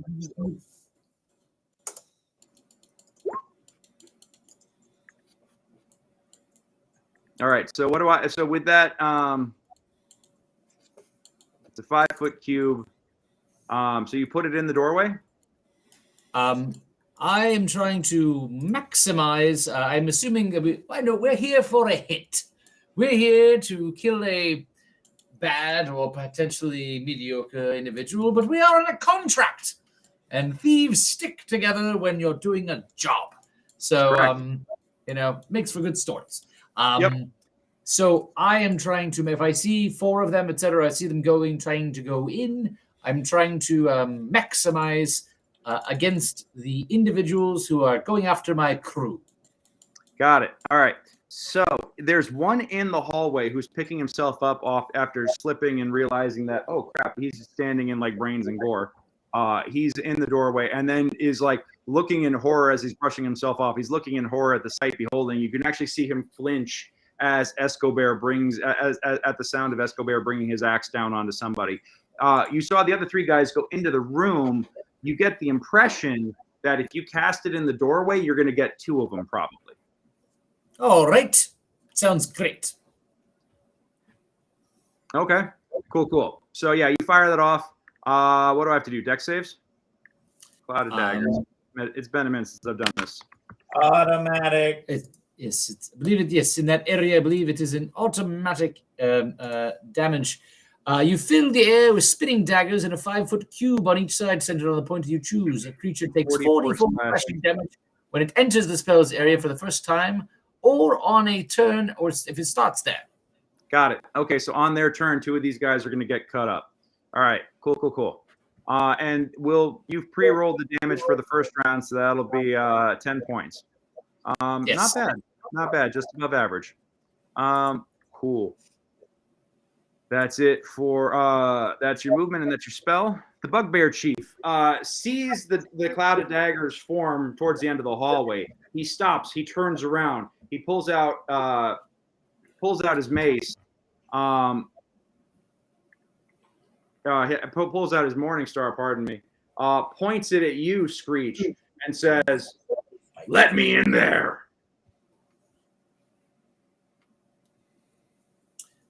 You don't want to go in there.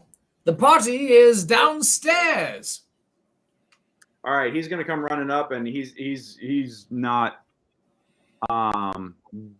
definitely not gonna tolerate anybody messing with him right now.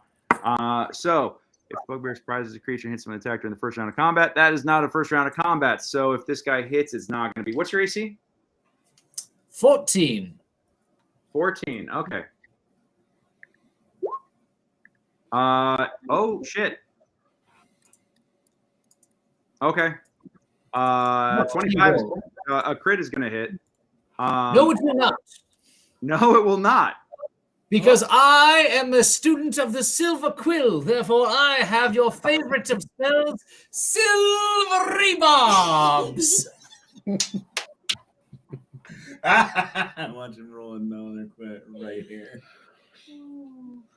That was gonna be 29 points of damage. So that's would have broke me in one shot. Yep, that's I mean, you said no. All right, but now I get to attack again. All right. So that's the first attack.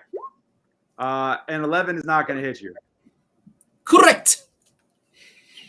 He's going to swing again because he's got multi-attack. And an 11 is not going to hit. Son of a bitch. Screech McCreech strikes again. So you see this guy, you see this giant brute coming at you, and you you kind of do like a little you set him up, and at the last second you just kind of like duck right out of the way with such confidence that it's completely unnerving that his follow-up attack is nowhere even close to you. But you were so you gave him the impression of being caught completely flat-footed, but in fact you were so ready for that. You sidestepped the attacks with such ease. He is unnerved for next round. And he calls to his friend, kill this one. All right, Brock. All right, I find myself alone downstairs. Yeah, that well, Joan scares is me. there.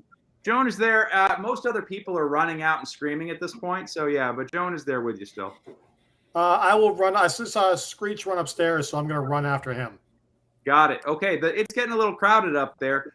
You come as you're running up the stairs. You look up and see Screech just completely sidestep a swing that would have easily collapsed the side of a building if it had impacted.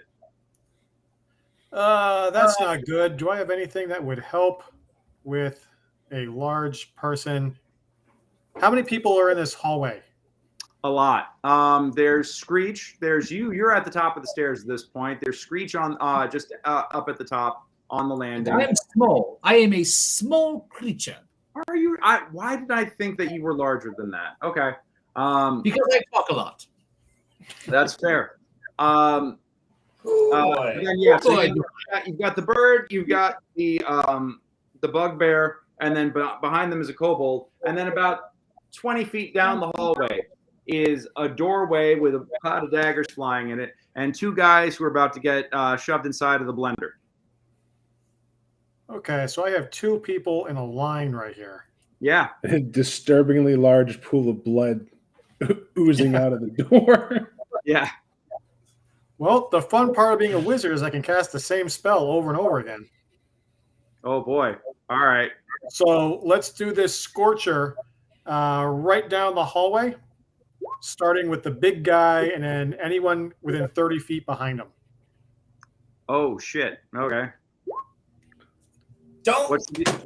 So the DC save is a 14 reflex for half damage.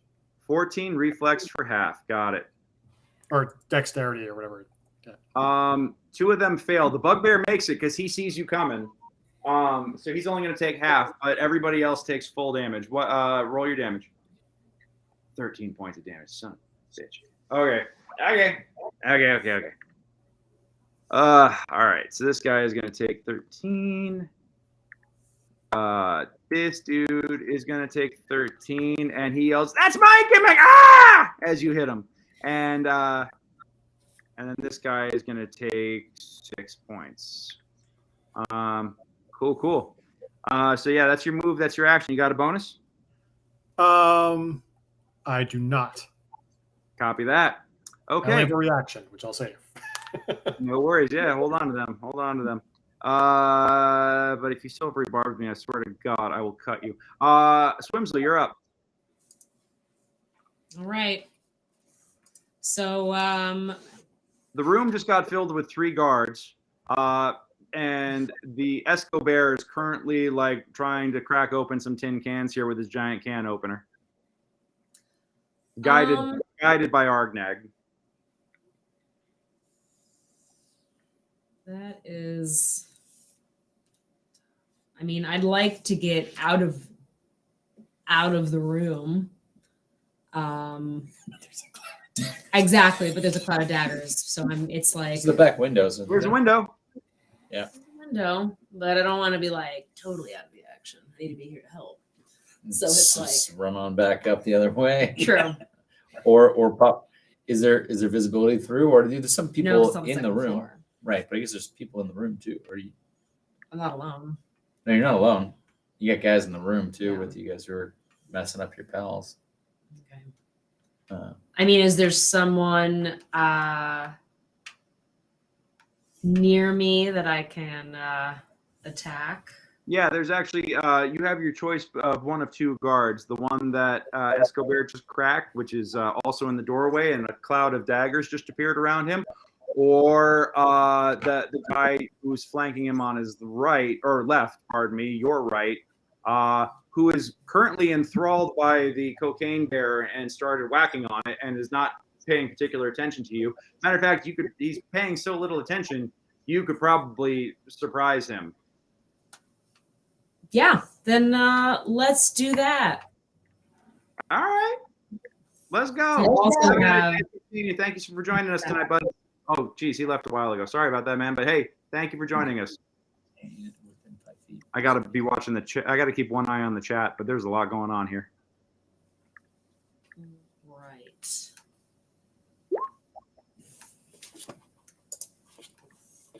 Oh, damn. I think it hits. Yeah. Oh shit! Yeah, that's gonna hit.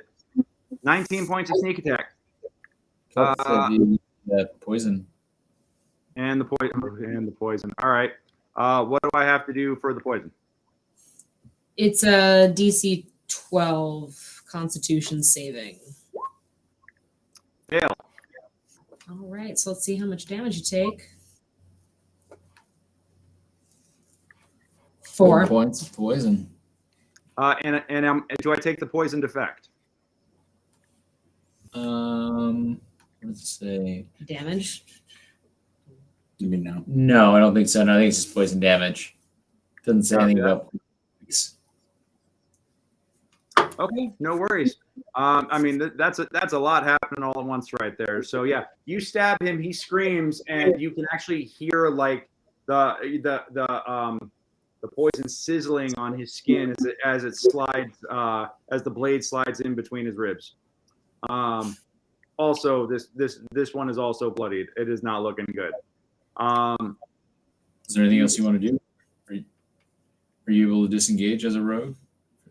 Yeah, she can do that at this point. Do you want to do that, or do you want to stay in melee? No, I'll move back.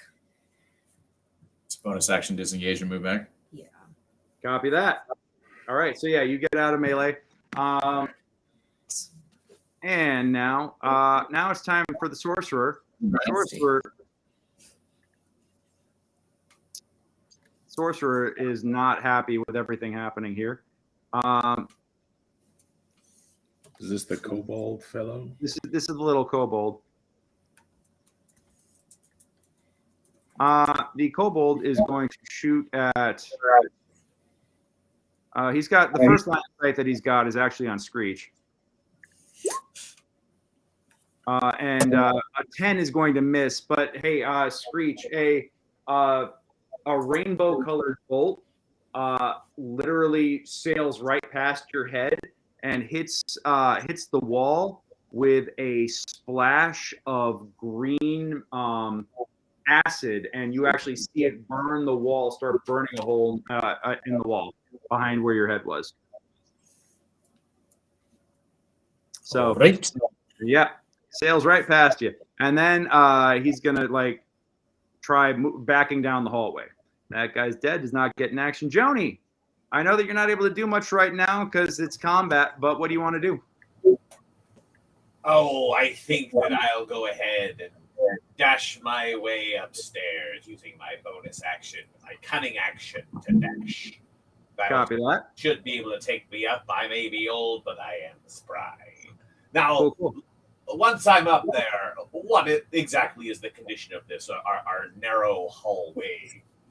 5 feet wide, and it's about an 8 foot tall hall. There is a 7 foot tall, 5 foot wide, or 4.5 foot wide bugbear that is currently obstructing most of your view. And between you and the bugbear are Screech, and behind Screech, Brock. Now, I heard there, Mr. Bugbear, sir, that you're looking for one Yvonne. Is that right? Give me a performance check to see if you can get his attention. 11. You start yelling, but he is already like in combat with the Birdman and is trying very hard to kill the bird. So it's a little tricky right now to get his undivided attention. How terrifically inconvenient. Now, are there any? How is this hallway lit? There are sconces along the wall with candles. I will use my item interact to snuff this out to darken this hallway. I also just lit everything on fire. This is also true. Well, okay, so you're going to turn and you actually like snuff out the candles on either side at the top of the stairs. Yeah, not that it matters. Cool. Everything, I should have been aware. Yes, everything is on fire. It's all good. Anything else you want to do? I think that's the kind of actions for that. So lots, but I can't do anything else. Copy that. Argnag, you're up. All right. Okay. So I'm on the bear now. Now the doorway's over 6 feet, and the cloud of daggers only goes up 5 feet. So I got at least a foot and a half I can dive through. Okay. Yeah. Because I would say that the door is at 7 feet. So I got 2 feet I can dive over because there's a head out there that I need to collect this bounty. But all of a sudden now there's daggers that it could get kicked into. Someone's already slipped on it. So there's this big scorching ray they went through. Maybe it's singed now. Like I got that. That's our investment right there. I got to get to that. So I nod to the lady, who's terrified in the corner, half naked and terrified in the corner. I let the frog, let Swims here. Swimmy. What's her name? Swimsel. There we go. Swimsel Fig over here. Swimsel Fig. You can don't get that shirtless asshole's money. And I dive over the clouded daggers under the top of the door to get, as a bonus action, I disengage from the people that I'm diving past to get to the head. As a ranger, you get disengaged as a bonus action? As a goblin, I get disengaged as a bonus action. Son of a bitch. All right. All right. It's one of my 2 racial traits. The third one being a pain in my ass. All right. Hey, I can't use 2 other weapons. Fair. Okay, cool. You know what? Give me an athletics check. You are shooting for a gap that is 2 feet wide, or 2 feet tall by 3 feet wide. Arguing for acrobatics. Okay, acrobatics. Sure, I could see that. How tall are you? I am 4 foot. I am 4'2". 4'2". Oh wait, no, 3'11". 3'11". I'm 3'11". Okay. Go for the dive. The DC, I'm going to call this as a 15. What'd you get? 15. Wait, for real? Oh, Yeah. for real. Okay. Like I get the tips of the points off my shoes chopped off as I dive through. Yeah. It gets very, very, very uncomfortably close to your schnebbling, but you managed to make it all the way through. I got a codpiece. I'm good. Yep. Armored codpiece. Yep. Armored codpiece. Got it. There's a ding, and but you know that you're going to feel that in about a minute. You know that you're gonna, like, every dude in the room just went, oh. You're gonna feel it, but it's still there. So Right. You go sailing through. Give me a dexterity save real quick.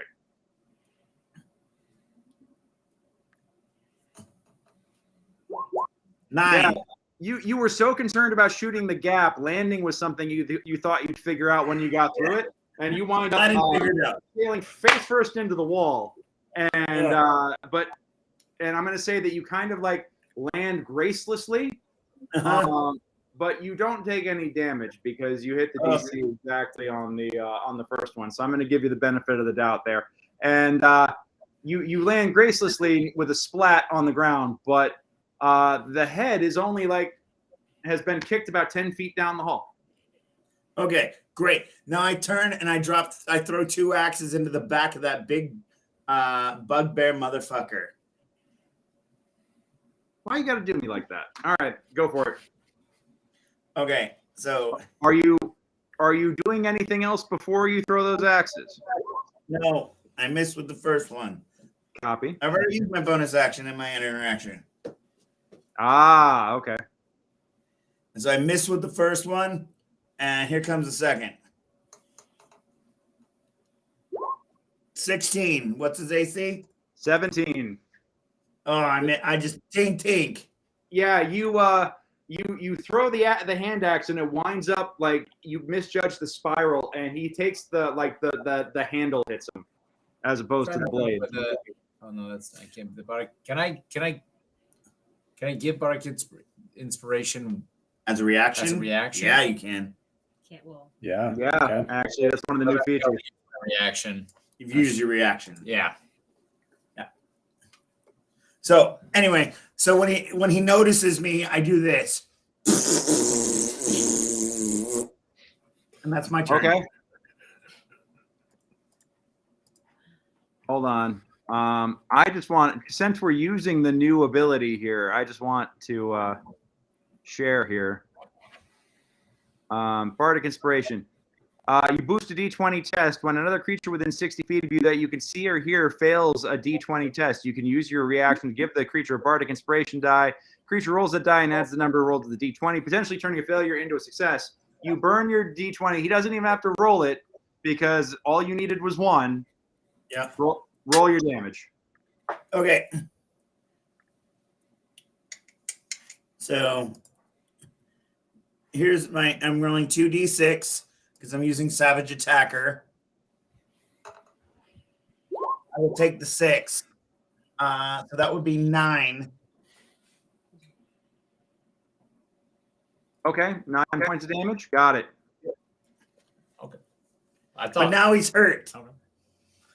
Yeah, now he's got now you've now you've definitely drawn blood on this dude. But I still give him the. Yep. You give him the double birds. Got it. All right. Cool. We have a level of professionalism that we need to maintain. Yeah. You've set a bar. It just happens to be a very low one. Okay. In that case, the height of God. after that, now it's Ginsu time. This guy takes 10. And this guy takes 10. And okay, so 3 of the guards are going to go after Escobar, and one of them is going to go after Argnag.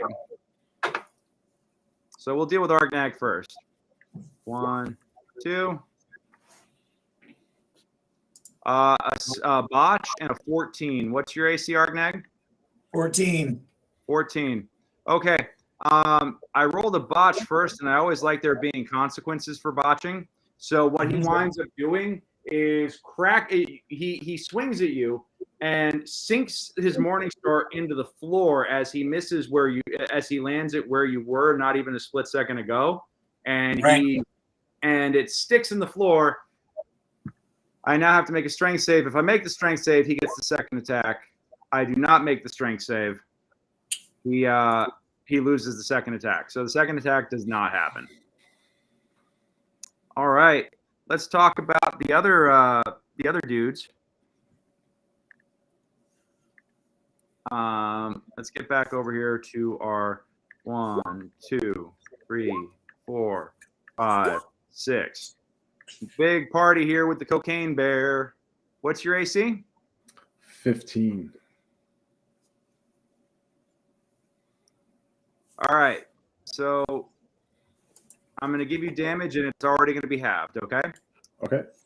4, 2, 2, 4. 4, 2, 2, 4. You're Okay. going to take 12 points of piercing as these guys start drum rolling on you. Got it. How you doing? Still the life of the party. No, but like for real, like what's your HP at this point? 40. You. All right. I took the tough feat. I deserve this. I deserve this. All right. Yep. I deserve this. 100%. I pictured Escobar would constantly be surrounded by people trying to attack him, so I thought a bump in HP was the smart move. Just a little bump. Just a little bump. little bump. We're good to go. All right. Sounds good. Yeah, you are just taking you're taking these hits like a champ. All right, Screech. You have a very angry bugbear that just got hit in the back with an axe right in front of you. I'm going to give you flanking on your next action. What do you want to do? Right. So I have flanking on my action. I have the bugbear. The kobold is behind me. Did we skip Escobar? Did we? Oh yes. No, pardon me. We did skip Escobar. Yeah, okay. Pardon me. Screech. Who we'll come was to you in a moment. You think Escobar? just think on what it is you're doing. But Escobar. Escobar is easy. We're gonna try to murder stuff. Easy enough. Go for it. All right. Recklessly. Let's go after. So the two guys in front of me, they're both kind of injured. Is that correct? All three of the ones in front of you are looking really fucking beat up right now. All right. I'll go after the most beatiest, uppiest looking one. Cool. With a 25 to hit. Oh my god. Okay. It's going to be 17 slashing damage. How do you want to do this? I would really love to. All right, let's see. That's a good question. I would love to cleave this guy into my next attack to the guy next to him. So I'll just get him right at the waist, screaming. Do you have Great Weapon Master? I do not. I'm not going to say that you're going to get into the next guy. Well, no. I have because I'm frenzying, I have a second attack. So I'm just saying, like, oh, okay. The second attack is just going to be me kind of cleaving through this guy. And then. Got it. Roll the second attack and let's see what happens on the next dude. Okay. Here we go. 20. Dirty 20 does it. For 12 slashing damage. For 12 slashing on the next dude. All right, copy that. 12 damage. God damn. Yeah, so you basically just baseball swing into one of them and cut the guy in half, and then the force of that blow goes directly into the next guy as you stick your axe like into the middle of his side, and he just starts screaming in pain and agony as blood is gushing everywhere. In the meantime, the two halves of the dude that you just carved right through just fall over uselessly and lifelessly. Once again, just splashing Swimzel with just another gout of blood. Got to keep that skin hydrated. Because at this point, comedy. And I'm going to roar at this guy that I've got my axe stuck in. Give me an intimidation check with advantage. Yes. 23. Critical. Critical ability check. He shits himself. He's just terrified right now and knows that he's about to die. All right. Screech, you wanted to do something. Yeah, does he flee into the cloud of daggers like an idiot, terrified? So I'm in the hallway. Yes. And we've got this giant asshole bugbear in front of me. Is there anyone else who else is there in the hallway? There was one outside, so bugbear, guard. No, but towards the room. Not you, beautiful Joan. Bugbear, it's Joan. Joan is coming up to the top of the stairs. It's Joan, Brock on the next to like just below the landing. You're on the landing, so you're actually at the top of the stairs, like in the hallway proper. And then it's the bugbear, and then the kobold, and then the guard. Gotcha. Yep. And then my goblin friend is on the other side of the deck, so he's further away. Then my goblin companion is more than 15 feet away from me, correct? Because if there's squares. Ha ha ha ha ha. Oh, fuck me. I don't like the sound of that. Screech McCreech shall be casting Thunderwave at level 2. Oh my god. All right. So Constitution save of 14.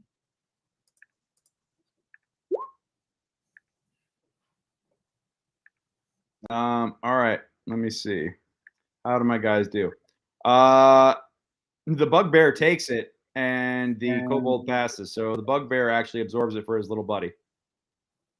What isn't the kobold behind, right? He's not. Yes, exactly. Yeah. But So the the bugbear is between you and the kobold, and the bugbear failed his save. The kobold made his. So what I'm saying is, huh? No, nothing. Go on. So what I'm saying is that the bugbear absorbed the brunt of it.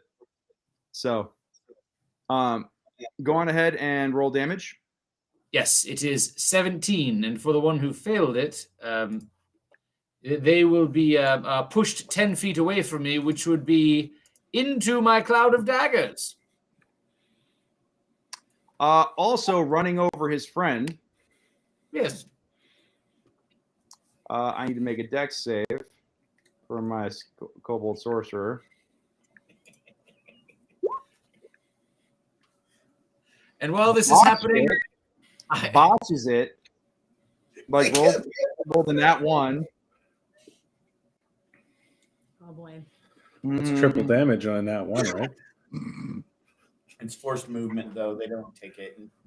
it's entering the area. I think with Cloud of Daggers. Oh, right. It's Cloud of Daggers. Cloud of It's daggers. not, yeah. Forced movement counts. Force movement is for provoking. I think provoking opportunity as opposed to into. So here's what happens. Basically, you spread your wings. You let out like you strum your lute like dramatically, and hit a power high note that would make the lead singer of Iron Maiden blush, and you do it so strongly it blows the bugbear backwards. He crushes the kobold and bowling him over, goes flying backwards into the cloud of daggers, and is gonna take 4d4 damage for landing in the cloud of daggers. Would you say that note was a B flat?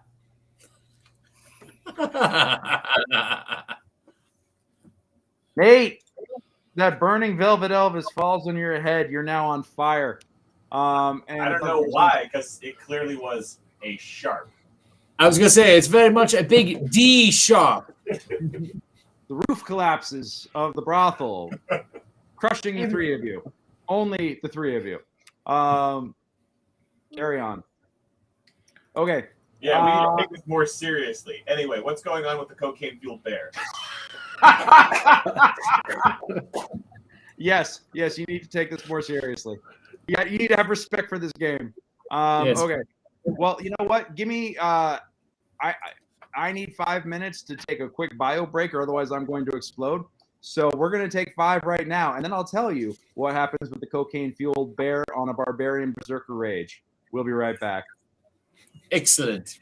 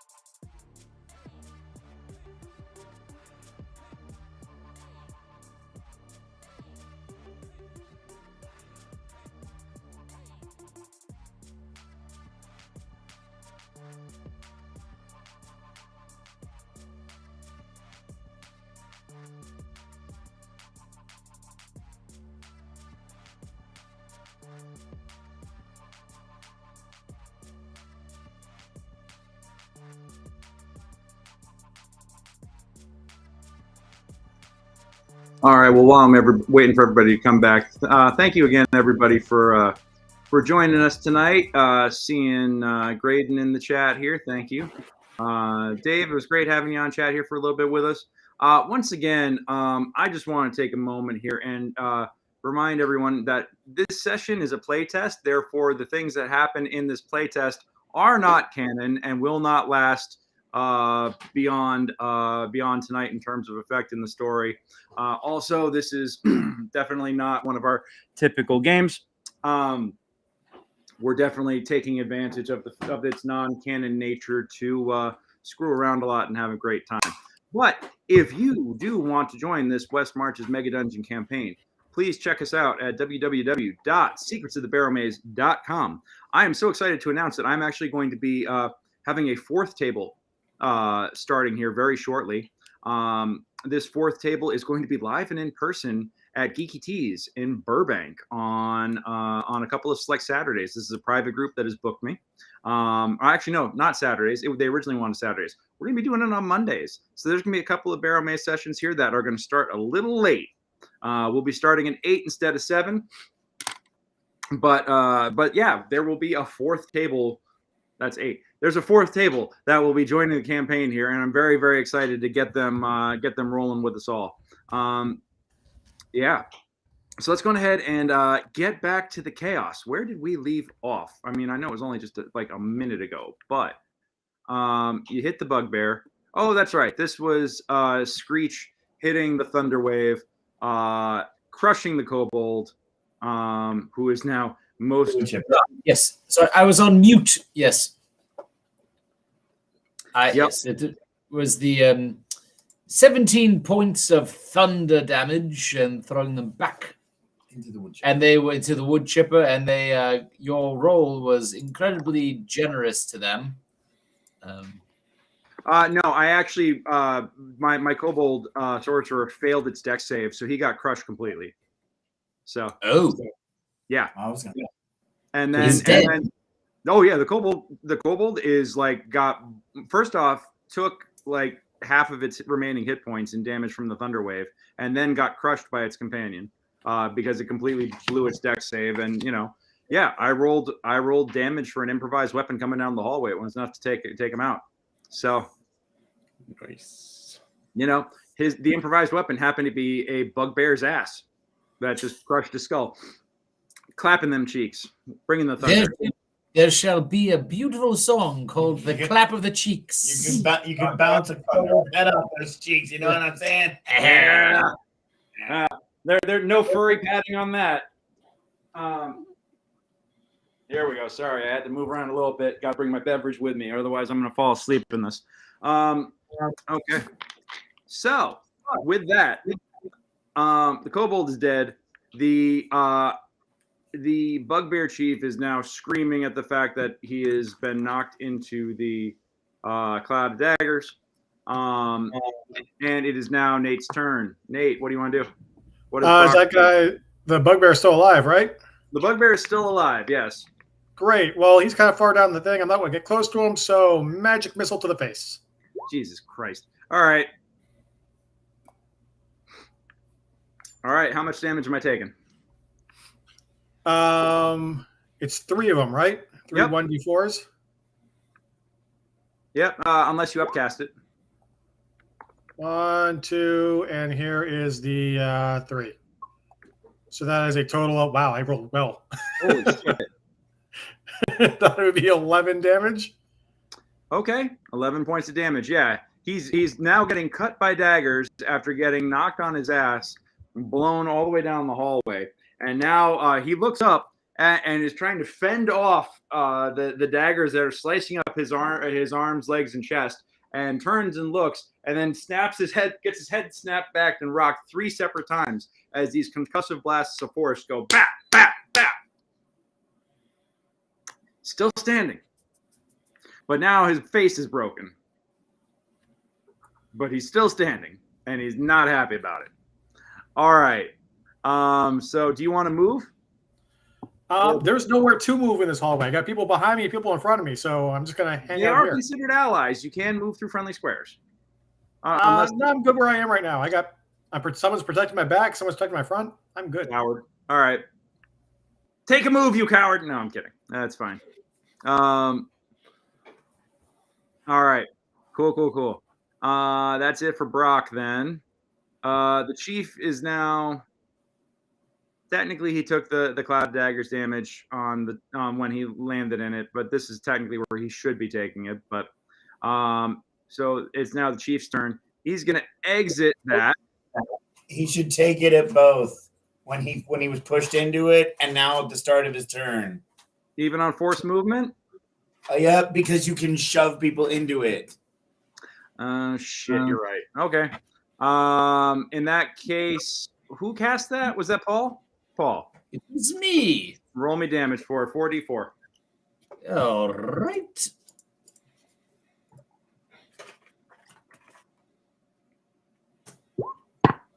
Oh, geez, not very good. 9. 9. That's not me. Yeah, it's above average, but still. Mm-hmm. Okay. He is. Oh, he is cut up. He is ruined. He knows he's about to die, and he just hates you. So he, with a bloody roar, is going to come bounding back down the hallway at you. And take 2 swings. An 8 is going to miss, but a 19 is going to hit unless... Oh, you know it. Silvery Bobs, motherfucker! I do not have you. Yeah, I'm really sure. This is like psychological damage against the Dungeon Master, I swear to God. 25! Holy shit, take the critical hit, suck it.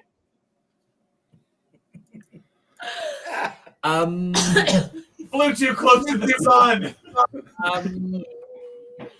Let your wings melt. 17, 18, 19.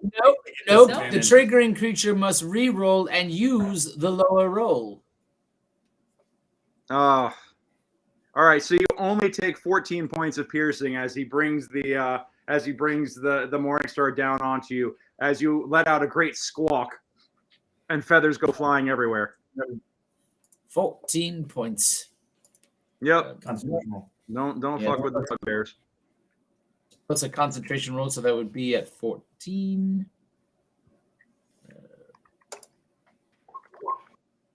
Nope. Daggers is down. I got it. Now I can move. All right. Cool. That's it for the bugbear. And bugbear is just like bleeding all over you and screaming incoherently in your face as blood runs down his head. And now it is Swimsel. What do you want to do? All right. So the cloud of daggers is how close am I to the? So I know the body is kind of strewn apart. I mean, honestly, the whole room has basically been redecorated with that guy's innards at this point.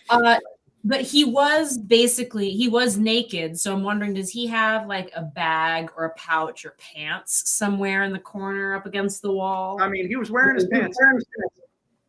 But you can, I will say that you can make an investigation check, but you're in the middle of active combat. So I'm going to say it's a disadvantage. I'll take it. Why not? Yeah, go for it.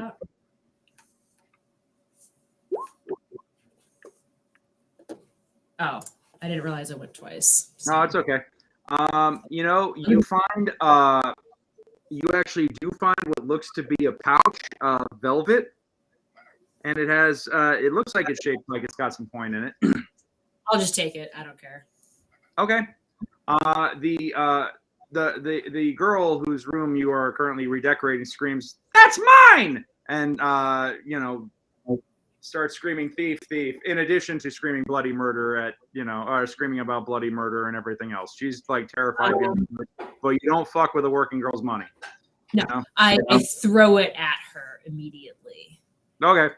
Like I was getting it for you, obviously. Slippery bitch.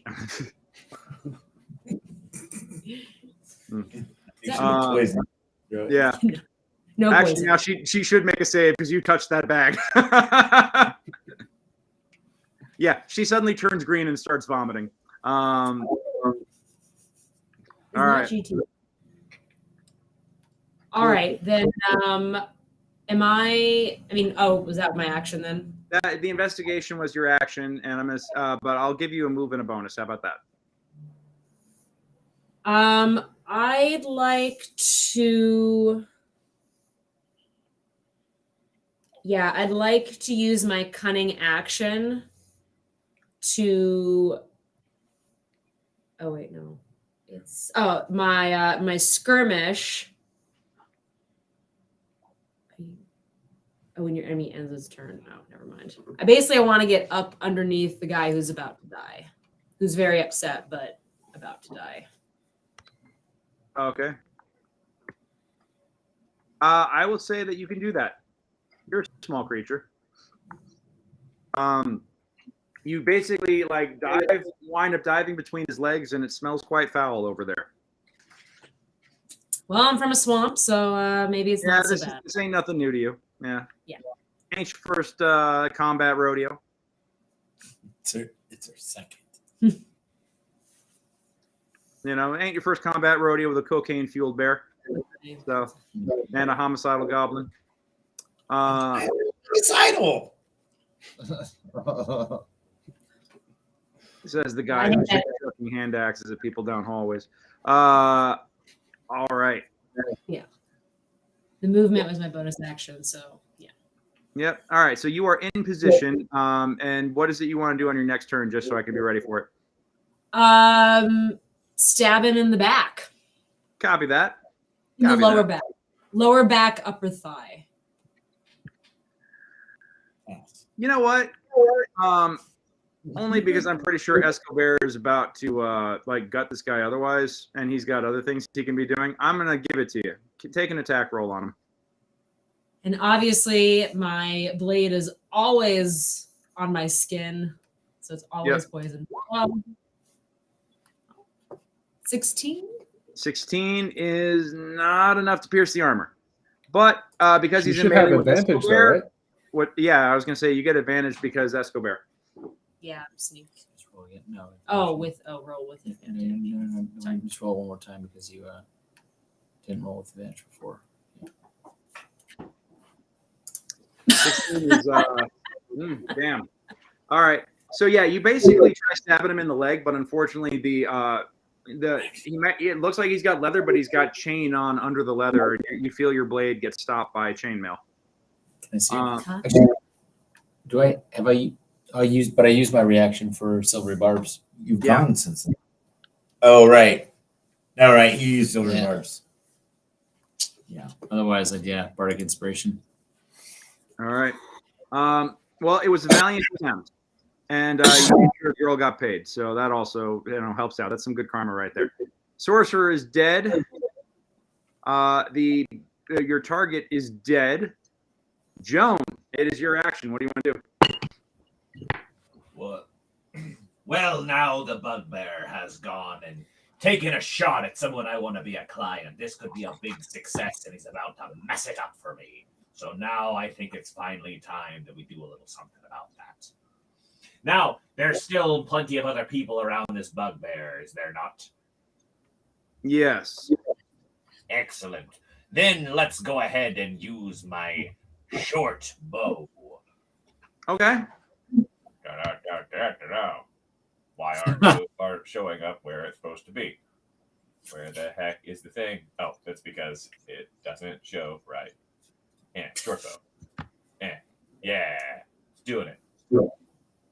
Roll that crappy attack. How to load your weapon attack, brought to you by Code Academy. That did not do anything. Why did it not just show the actual attack roll?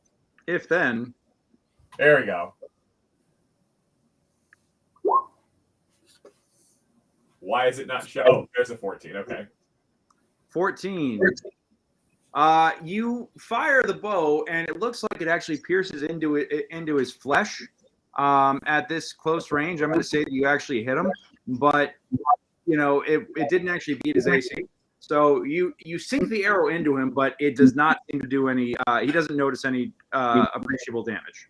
How inconvenient. Yep. You big dumb hairy goblin. Look at you all chewed up. I haven't seen something all messed up and hairy since my ex-husband's balls. You need to stop attacking these boys right now. Because I'll tell you, if you don't, they're going to kill you. And you're never going to see your Yvonne. Oh. Damn. All right. Make a persuasion check.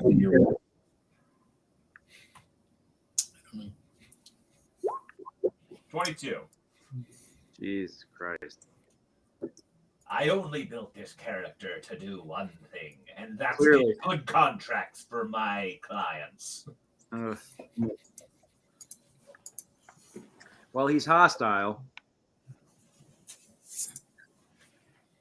DC, according to the rule for hostile creatures, is 20. I'm aware. You, Seth. Fuck you. Fuck you. Creature does his ass as long as no risks or sacrifices are involved. Here's the problem. If he stops attacking, there's a great risk that he's going to get killed.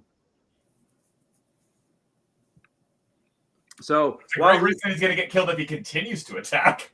well, if he continues to attack, at least that there's a chance that he takes somebody with him. So he stops. He looks directly at you. You guys share a moment, and he says, "Maybe in another life, we could have been friends. But now, sadly, I fear my ending is already written." I'll tell you right now, if you dick with my 35%, there will be nowhere you could survive. No plane that you can last.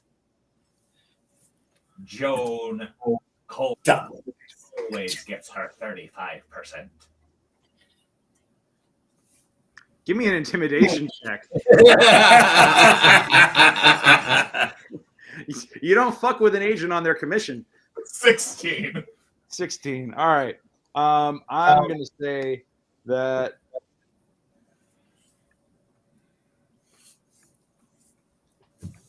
I got to reward the good role play. You got to respect the good role play. All right. Where's my stats for this guy? Right here.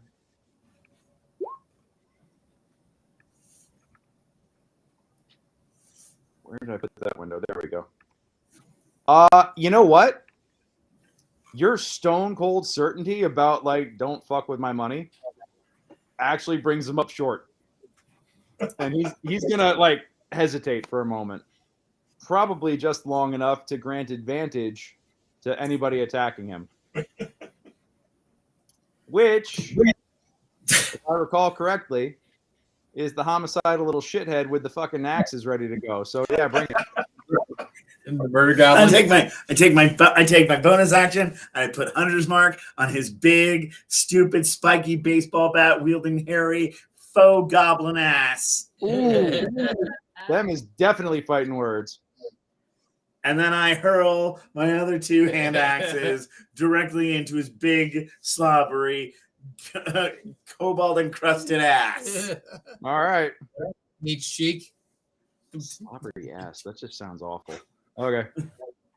Explains the terrible smell. I mean, fair.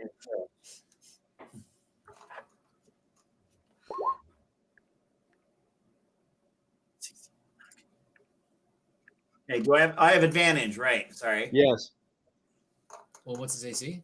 No, it's 17. Oh. And then so that miss on the first one. Yep. And then 17 AC. Wow. fuck. Yeah. Chink chink. Fuck, I can't hurt this guy.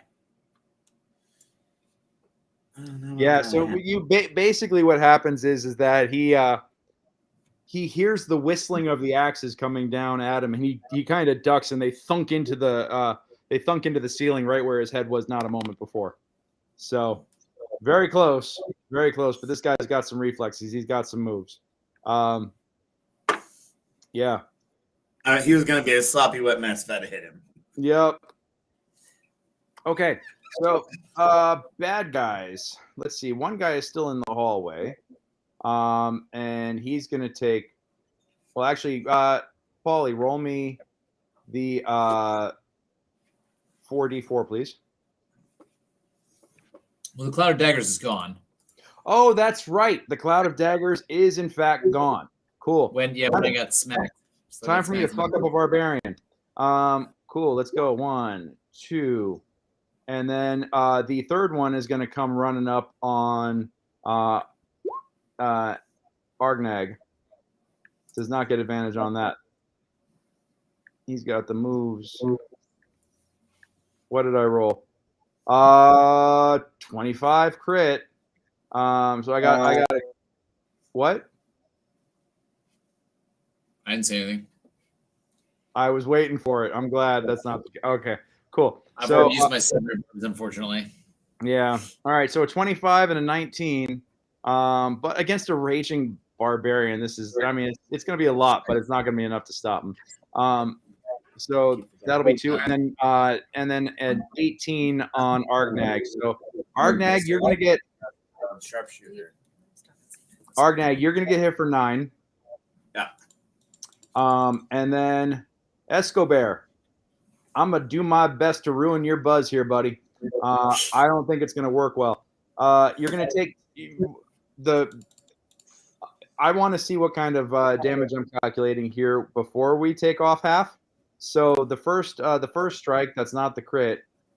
You take 10 piercing, and then on the crit, you're going to take 11 and 9 is 20. So yeah, you're gonna take 30 reduced to 15 for the 2 hits. Okay. And now it just makes you mad. Yeah, I'm more mad, man. God damn it. All right. Yep. 30 points of damage and it gets reduced. Barbarians, man. Jesus.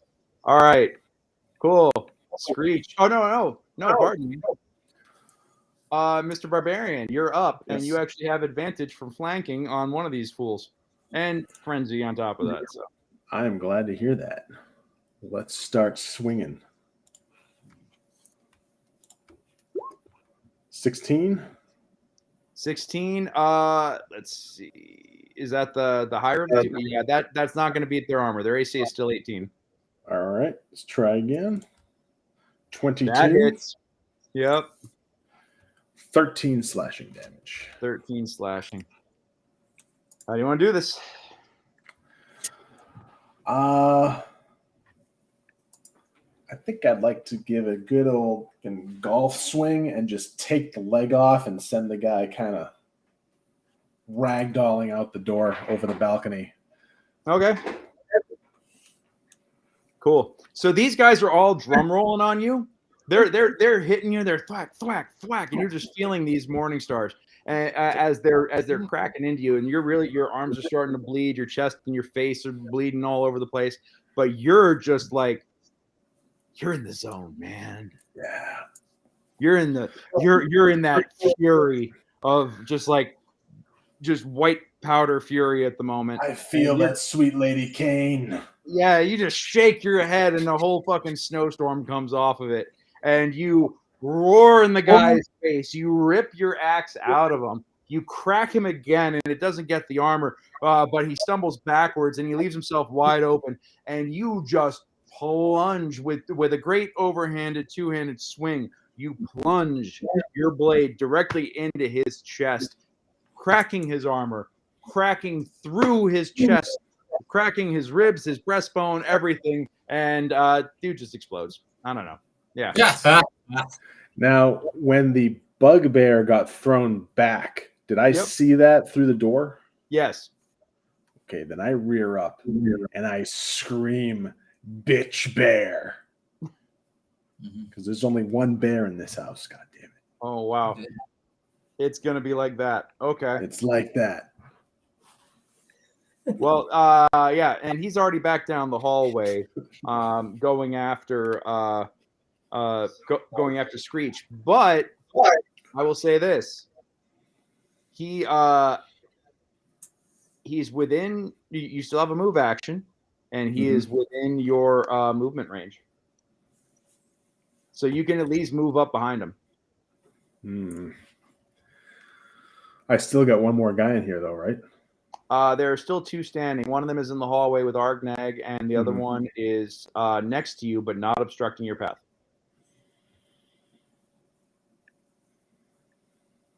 You just laid out a challenge, though, bud. Give me a wisdom save. All right. Wisdom save incoming. 4. Awesome. Here's what happens. So you see another bear-looking creature in the hallway yelling and screaming, and you're like, You now have the need to. You now have the fear, anger, rage, paranoid-driven need to establish and assert dominance. So you immediately, recklessly go down the hallway, or go shooting out the door and down the hallway.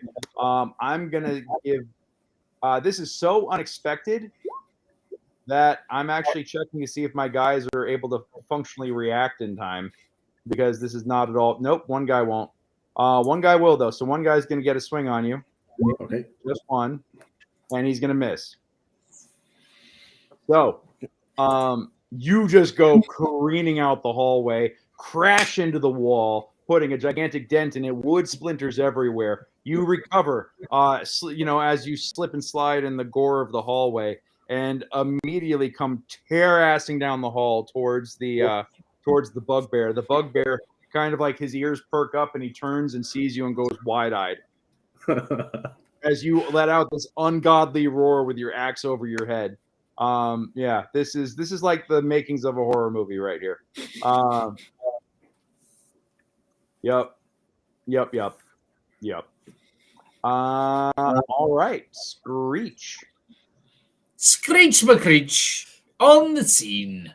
Screech, you now have Escobar coming down in a full cocaine rage, coming right at you, and you know that he'll probably go right through the bugbear and into you guys without even thinking about it. Just letting you know. How much ceiling do I have?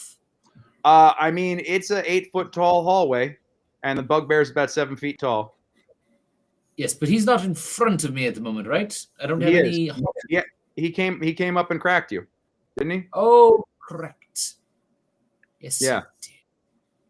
Spike baseball bat. Yes, he did hit me in the face. Yep.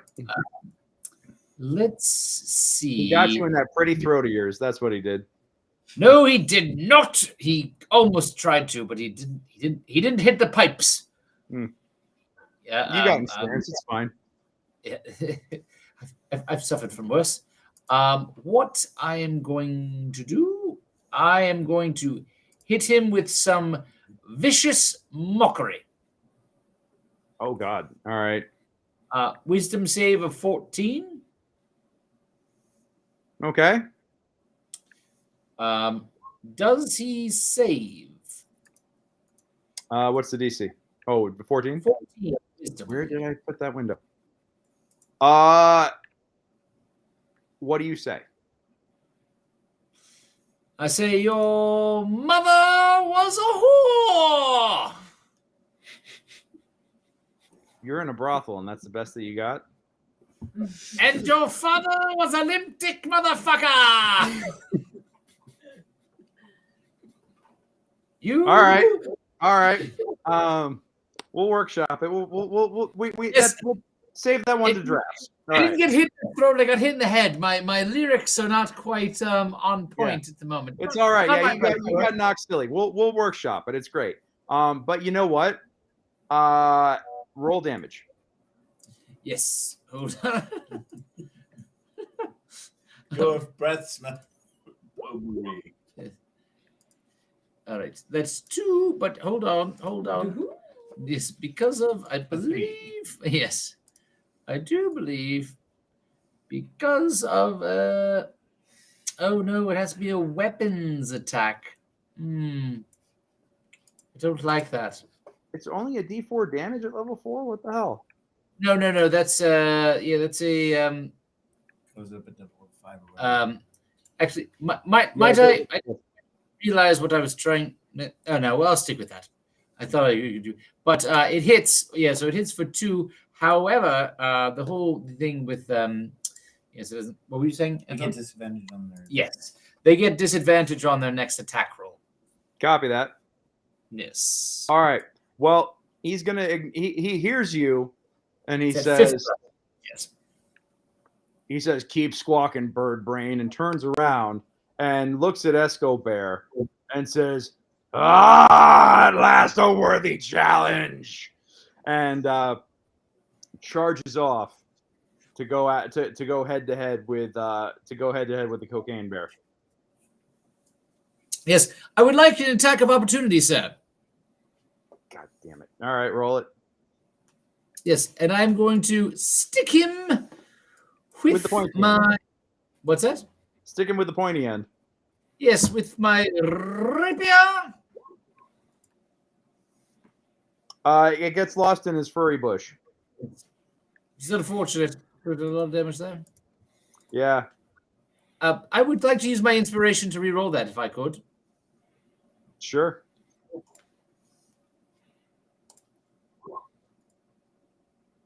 $19. You stab him in the back of the knee, and he actually staggers. But looking like he's on his last legs, he manages to keep standing. He comes up and launches a pair of attacks at Escobar. He also takes 9 points of psychic damage. 9 points of psychic from what? Because I am of the College of Whispers, when I have the opportunity to use one of my bardic inspirations as a bonus action, which I didn't use. Well, actually, did I? Wait, no, wait. That's You only use the actually, reaction. actually when you hit a creature with a weapon attack, you can expend one of the bardic inspirations to deal an extra 2d6. You can only do so once per round. It's not even as a bonus action. It is something I can simply do. How do you want to do this? So, he laughs in my face at my half-taunted, my half-baked taunt, and he disrespects my martial ability by turning around. And as he goes away, I flutter after him. I take my rapier, and it goes right through the back of his skull, through his mouth, and I say, "Tell everyone in Hades that Screech McCreech sent you." And I pull it out, and I ride him down to the ground. With a flourish, I resheath my rapier, and I give a bow. And you look up just in time to see a cocaine bear charging at you, but we'll get to that in a minute. I mean, well done, but also I warned you. I'm just saying. Does Escobar not see my bloody spectacle? Oh, I'm sure he did, but you're also dealing with a berserker who's in a frenzy, and IFF is not turned on. All right, in that case, let's go ahead and bring it back over to Brock. The bugbear goes down. You see the cocaine bear charging at you as Screech does a flourish and finishes off the bugbear. Is there any more enemies in this way other than the coked up bear? Kobold's dead. The bugbear chief is dead. There's a guard that's engaged with Argnag all the way down at the other end of the hallway, which at this point that fight is going comically far down, so it's kind of out of range. And then you do hear a scuffle still inside the bedroom. But the most obvious threat at the moment is the cocaine bear in a full blood frenzy coming at you. I'm going to say, oh shit. And is there a door nearby? Like on the side here? Yes. I'm going to open a door and go inside. Copy that. You open the door. You slam it behind you. You lean up against the wall, breathing heavily. You look to your right, and the Lord Kel Ironguard is standing right beside you, going, "What the fuck is that thing?" I don't know. Just close the door. Just back up. All right. I'll cast mage armor on myself. Copy that. All right. That's your move. That's your action. Anything else you want to do? No, I'm just gonna Hang out. cower in this room while the bear goes crazy. Cool. Sounds good. Swimzel, it is you, the girl whose room this is, and that one guard who is still intent on who weakly took a swing at Escobar as Escobar pounded out of the room. And the guard is debating chasing, but is also covered in blood and gore and is like kind of beside himself and at a loss of what to do. He's definitely shell shocked. What do you choose to do? He's within stabbing range. I'd like to finish him off. Get him. So I'd like to stab him. Go for it. Get him. I think that'll hit. Indeed, that will. Indeed, that will. I think it's a save for him. Con Constitution, 12. yeah, Con 12. On 12, and then what's the damage if he fails? Oh, only 3. I roll. The damage would be 8, which is Holy shit. Total, yeah. total. Or max, yeah. And is it, if he saves, is it half or is it none? None. If he Well, it's a good saves. thing he failed. How do you want to do this? Am I still behind him? Yes. I'd like to jump up right on his back so my feet are on his shoulders, and I'll grab the top of his head and then take my rapier and just kind of slice him around and say, enjoy my slime. Madam. Who So- gave you permission? That's savage. Okay, cool.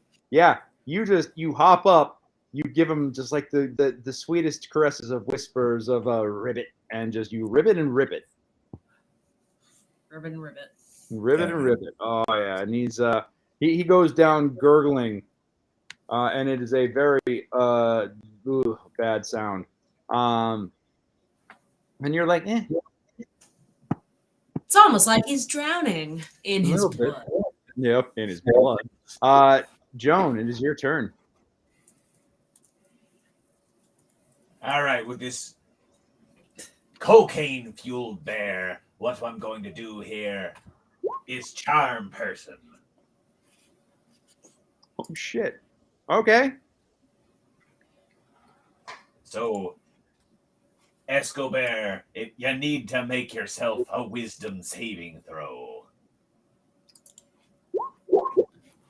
3. I'm a friendly acquaintance now.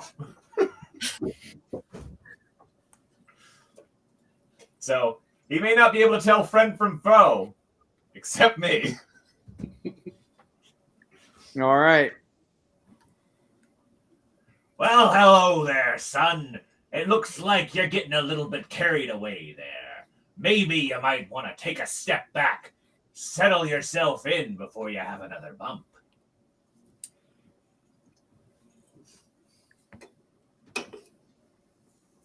Escobar, you're welcome to. You're kind of like you get hit with this spell, and you and you have like a moment of clarity. Yeah. Would you like to respond?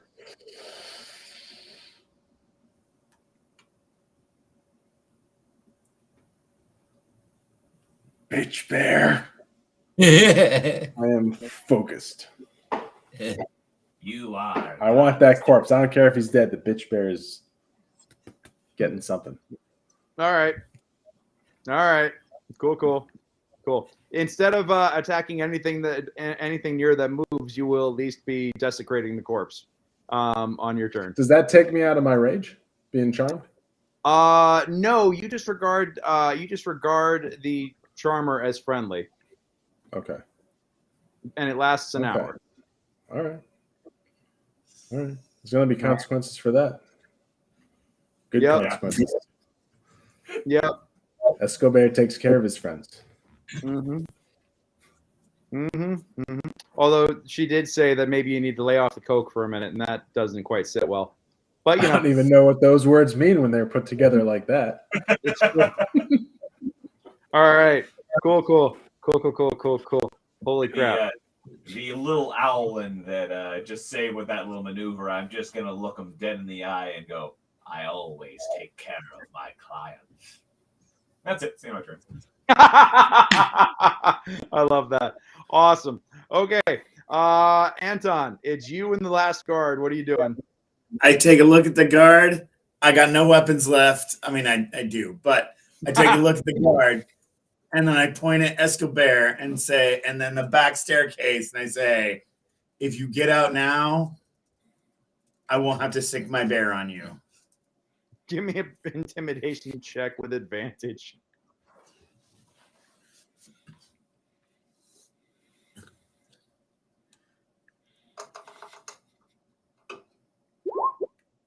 Nine, not great. No, 15. Oh, 15. 15. All right.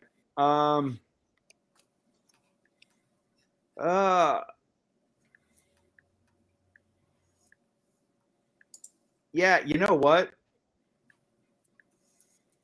He's actually going to stop attacking you for a moment and stop and look at and watch the bear. He's going to keep one eye on you, but he's going to watch the bear for a minute to see if the bear notices him. Okay? Okay. So you have temporarily turned this creature from hostile to indifferent. And then I use my bonus action to slip into a hide. Okay. Give me a stealth check with disadvantage. Slippery bastard. Fucking goblin. I like that you got the balls to try and just hide in plain sight. Fuck you. Oh my god. Damn, son. 24. 24 as the low roll. Yeah. 24 and a 20 and a 28. And that 20. Well, here's what you do. Wow. Here's what you do. You basically go, I won't have to stick my bear on you. And you are very cleverly up against a door as you say that. And as he looks over at Escobar, with one hand, you don't even turn around, but with one hand, you grab the doorknob. You turn the doorknob, the door opens. You slide inside and close the door before the guy can look back. No attacks of opportunity. You slip away into a dark room. We'll get back to you in a minute. I take the head with me. There's too many jokes right there, and all of them will get me fired. So I'm not gonna. 24. I will tell you this. You have your ear up against the door, and all you hear is the sound of heavily armored footfalls running down that back staircase and out the back. Yeah. So, at that point, combat is over. People might know something has happened, though. Yeah. Leave it to me. All right. You hear somebody go off screaming into the night, and after a couple minutes, you know that the militia is probably, or either the militia or the local mercenary company is going to get, going to start showing up, and there's going to be a lot of attention coming in. What do you guys want to do to wrap this up? I stealth the hell out of this building. All right. Yeah, you managed to crawl over, get through the room and go out the window and out the back. Out the window and down the side of the wall. That's Argnag. Screech and Joan and Brock, what do y'all do? I'm going to convince this guy in the room here I'm with is my best friend. Oh, yeah, that's right. I'm going to get you. I'll get to you in a second because you're in a separate room right now. So Screech and Joan, y'all are in the hallway. What do y'all want to do? I think I do a little flourish and say, "A pleasure to play for you." And then try and stealth out because I am quite proficient in stealth and try and use it as a means by which to impress this well-known manager yet again. I just want to say that y'all can't stealth if you got somebody directly, like looking at you directly in front of you. That is like literally an impossibility. What's over there? Make a deception check with disadvantage. What? You just vanish in plain sight. I did it. What's the problem? I was rewarding clever role play first for that. 13. 13. Give me Joan, give me an insight real quick. See if you fall for this bullshit. 11. I think I do. Yeah, I think you do too. I think you look. All right, Screech, tell me how you get away. Well, because I am small, I basically just in a flash, I know how to get out, and so I just kind of go airborne out the window in just a just if you weren't seeing it, you wouldn't see more than a wink of wings. Cool. Because yes. All right, so yeah, you managed to and quickly just escape and fly, flutter your way out the front door before anybody can even notice. There's just like a blue flash and you're gone. Now, Nate, you've got the Lord next to you, Lord Kell. What you said you wanted to charm him? I don't actually have that spell prepared. Unfortunately. Okay. But I'm gonna talk to this guy. I'm like, hey, it's crazy and stuff out there. Let's just hang out here together. Safety in numbers, and hopefully you can make out of this alive. And if you want, he kind of looks at you for a moment and is like, "You're not coming on to me, are you?" I don't even know what that means. I mean, are you? Literally. And cut to black. Matt. Yes. Oh no, wait. Pardon me, Joan. What are you doing? You turn back around and the bird is gone, and now you just have the gigantic cocaine bear who seems to be now savaging the corpse. I have a very specific thing I want to do with the corpse. Okay. Oh God, we'll get to that in a moment. Saint Cuthbert's nutsack. I hate it when they do that. Okay, that's awesome. So if there's no other thing to attack Escobar or a creature for him to attack because he's attacking an object, that would mean that his wraith subsides, does it not? Yes. After 6 seconds. If he's destroying if he's dealing damage to the object, I'm actually going to rule that he can continue. All right. Well, I will let my friendly acquaintance know. I believe that everyone here can agree that a cocaine-fueled bugbear came and wreaked havoc here, and a hero such as yourself seems to have stopped them.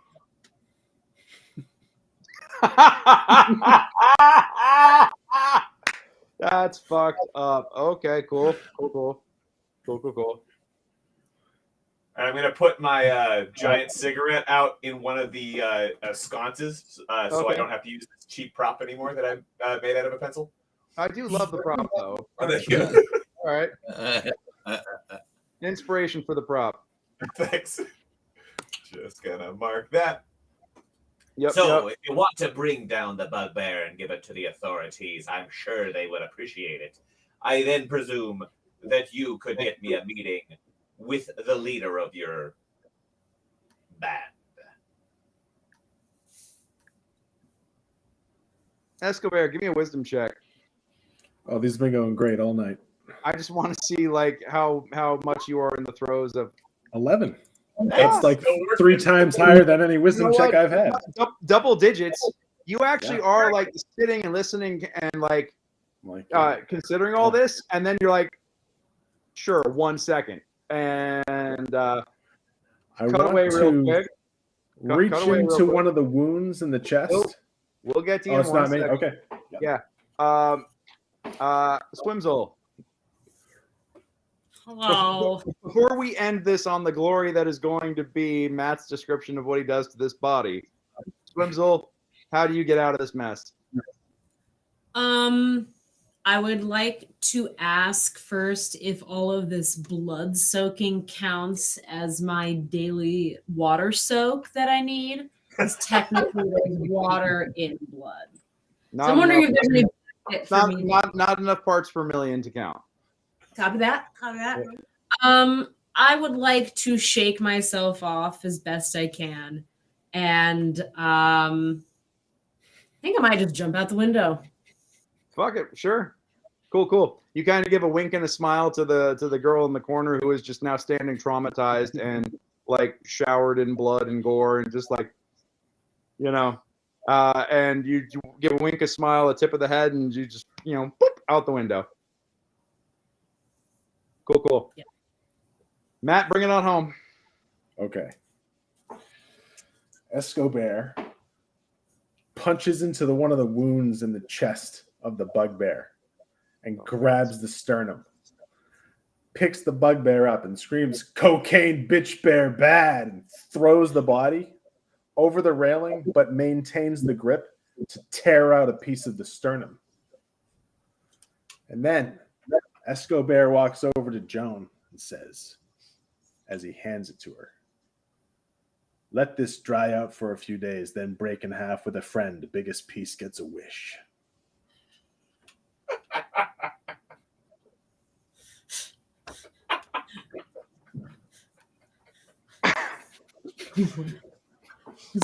Thank you and good night.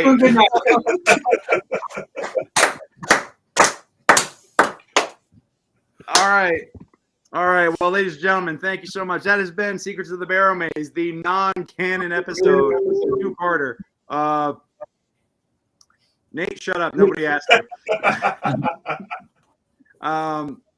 Thank you all so much for joining us tonight. If you want to actually play in the actual Secrets of the Barrowmaze campaign, please check us out at secretsofthebarrowmaze.com. I'm available for in-person and online virtual DMing. Not all games will be murder hobo, cocaine-fueled murder hobo rampages like this one, but every once in a while it is fun to go a little GTA on the bad guys. You got to spice it up a little bit. Once again, I've been DM Greg. This has been the Brute Squad and a series of alts. We are looking forward to, actually, real quick, before we end it up, we did try out some of the new stuff tonight. What'd you guys all think of the new things you played with? I want to get a round of thoughts from everybody real quick. I had nothing new, so that was. That's what I love it. You did build your character using the character origins, the new origin setup. Like, how did that? Did you feel like you had an effective wizard? It seemed like it's me. Yeah, it was same as any other wizard I've ever played. So awesome. And that's fun because you then, Jesus, just imagine if you had actually gotten into melee and you'd gotten, knocked down, you have that one round of like, screw you, I'm not dead yet. Yes, the orc thing. I'm not dead, I have one hit point. Yeah, exactly. Like you got there's a lot of fun stuff that could come out of that thankfully you were smart enough not to wind up having to explore. But I felt like that you had a very effective wizard for this and a decent spell selection. Matt, what do you think? I was able to make a cocaine bear. I mean, what other input is needed? That could fly. If you'd like a detailed PDF of how to make your own cocaine bear to run in Greg's games, just harass Greg and he'll get it from me. I'll provide. God. Okay, well, Yeah. I'll put it up on my website, but you have to subscribe to my newsletter to get it. No, that means no one will ever download it, guaranteed. Seth, what do you think? I built my character to do basically one thing, and that is just make people do what I asked them to do, and I feel like it was effective. I think it worked out okay. Yeah.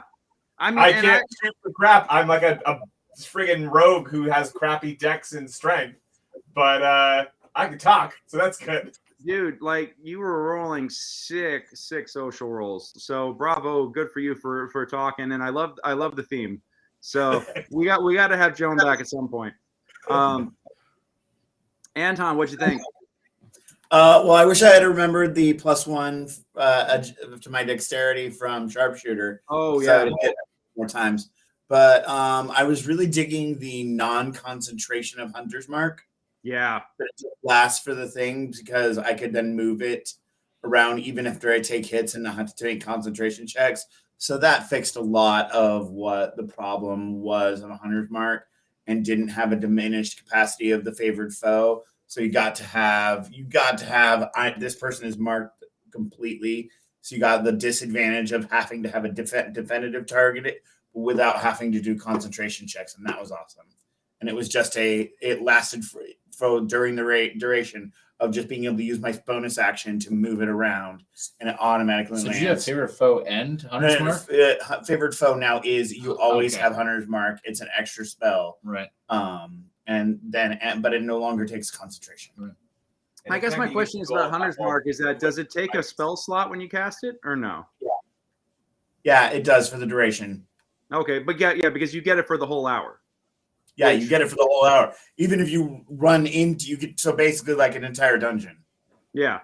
If you don't rest. There you go. Love it. Love it. Paulie, what'd you think? Yeah, it was fun. I mean, I love to do some deeper dives. I mean, I think there's a lot of fun stuff to play around with here. I love just the ability to let the story lead. I mean, now I'm just thinking I'd love to do a session that's Bro Bears Bash of just a bunch of bro bears or broettes, but it's a bunch of bears, cocaine bros, bro bears on parade. Only if someone else is DMing that. Yeah, the porridge has been eaten, the beds have been slept in, they're out for vengeance. I want a PC in that. I don't want to DM that one. All right. And then somebody else can take the silvery barbs. Yeah. But I like how you got a modicum of comeuppance with that shit. That was fun. Ton of fun. Yeah. Nat, what'd you think? I had a great time. I mean, anytime I get to play a little critter slicing throats with poison, I'm happy. Absolutely. Just like Vicky Wick, I just like to put him down. I dig it. Awesome, y'all. All right. Well, hey, once again, this has been Secrets of the Barrowmaze. We will be back Monday, 7 p.m. Pacific Standard. Next week, that'll be the 17th. Oh, there's a puppy. Yes, we'll be back normal time next Monday. Very, very excited about that. And we will figure out if we're going to maybe do a different, maybe we could do, you guys want to do a higher level play test with some different characters? Roll up a party to a higher level? How high was that? I'm on board for high level. I will come up with a 3-phase adventure that has the 3 pillars of D&D, so we can do a little bit of everything. How about that? Yeah, just as long as you remember that you asked for it. You guys want to do level 11? Yes. Sure. All right. Next week, one shot, level 11. I'll start planning it now. Why not? Gauntlet is thrown down. Non-canon. I'm just saying. All right. Cool. Y'all have a great night.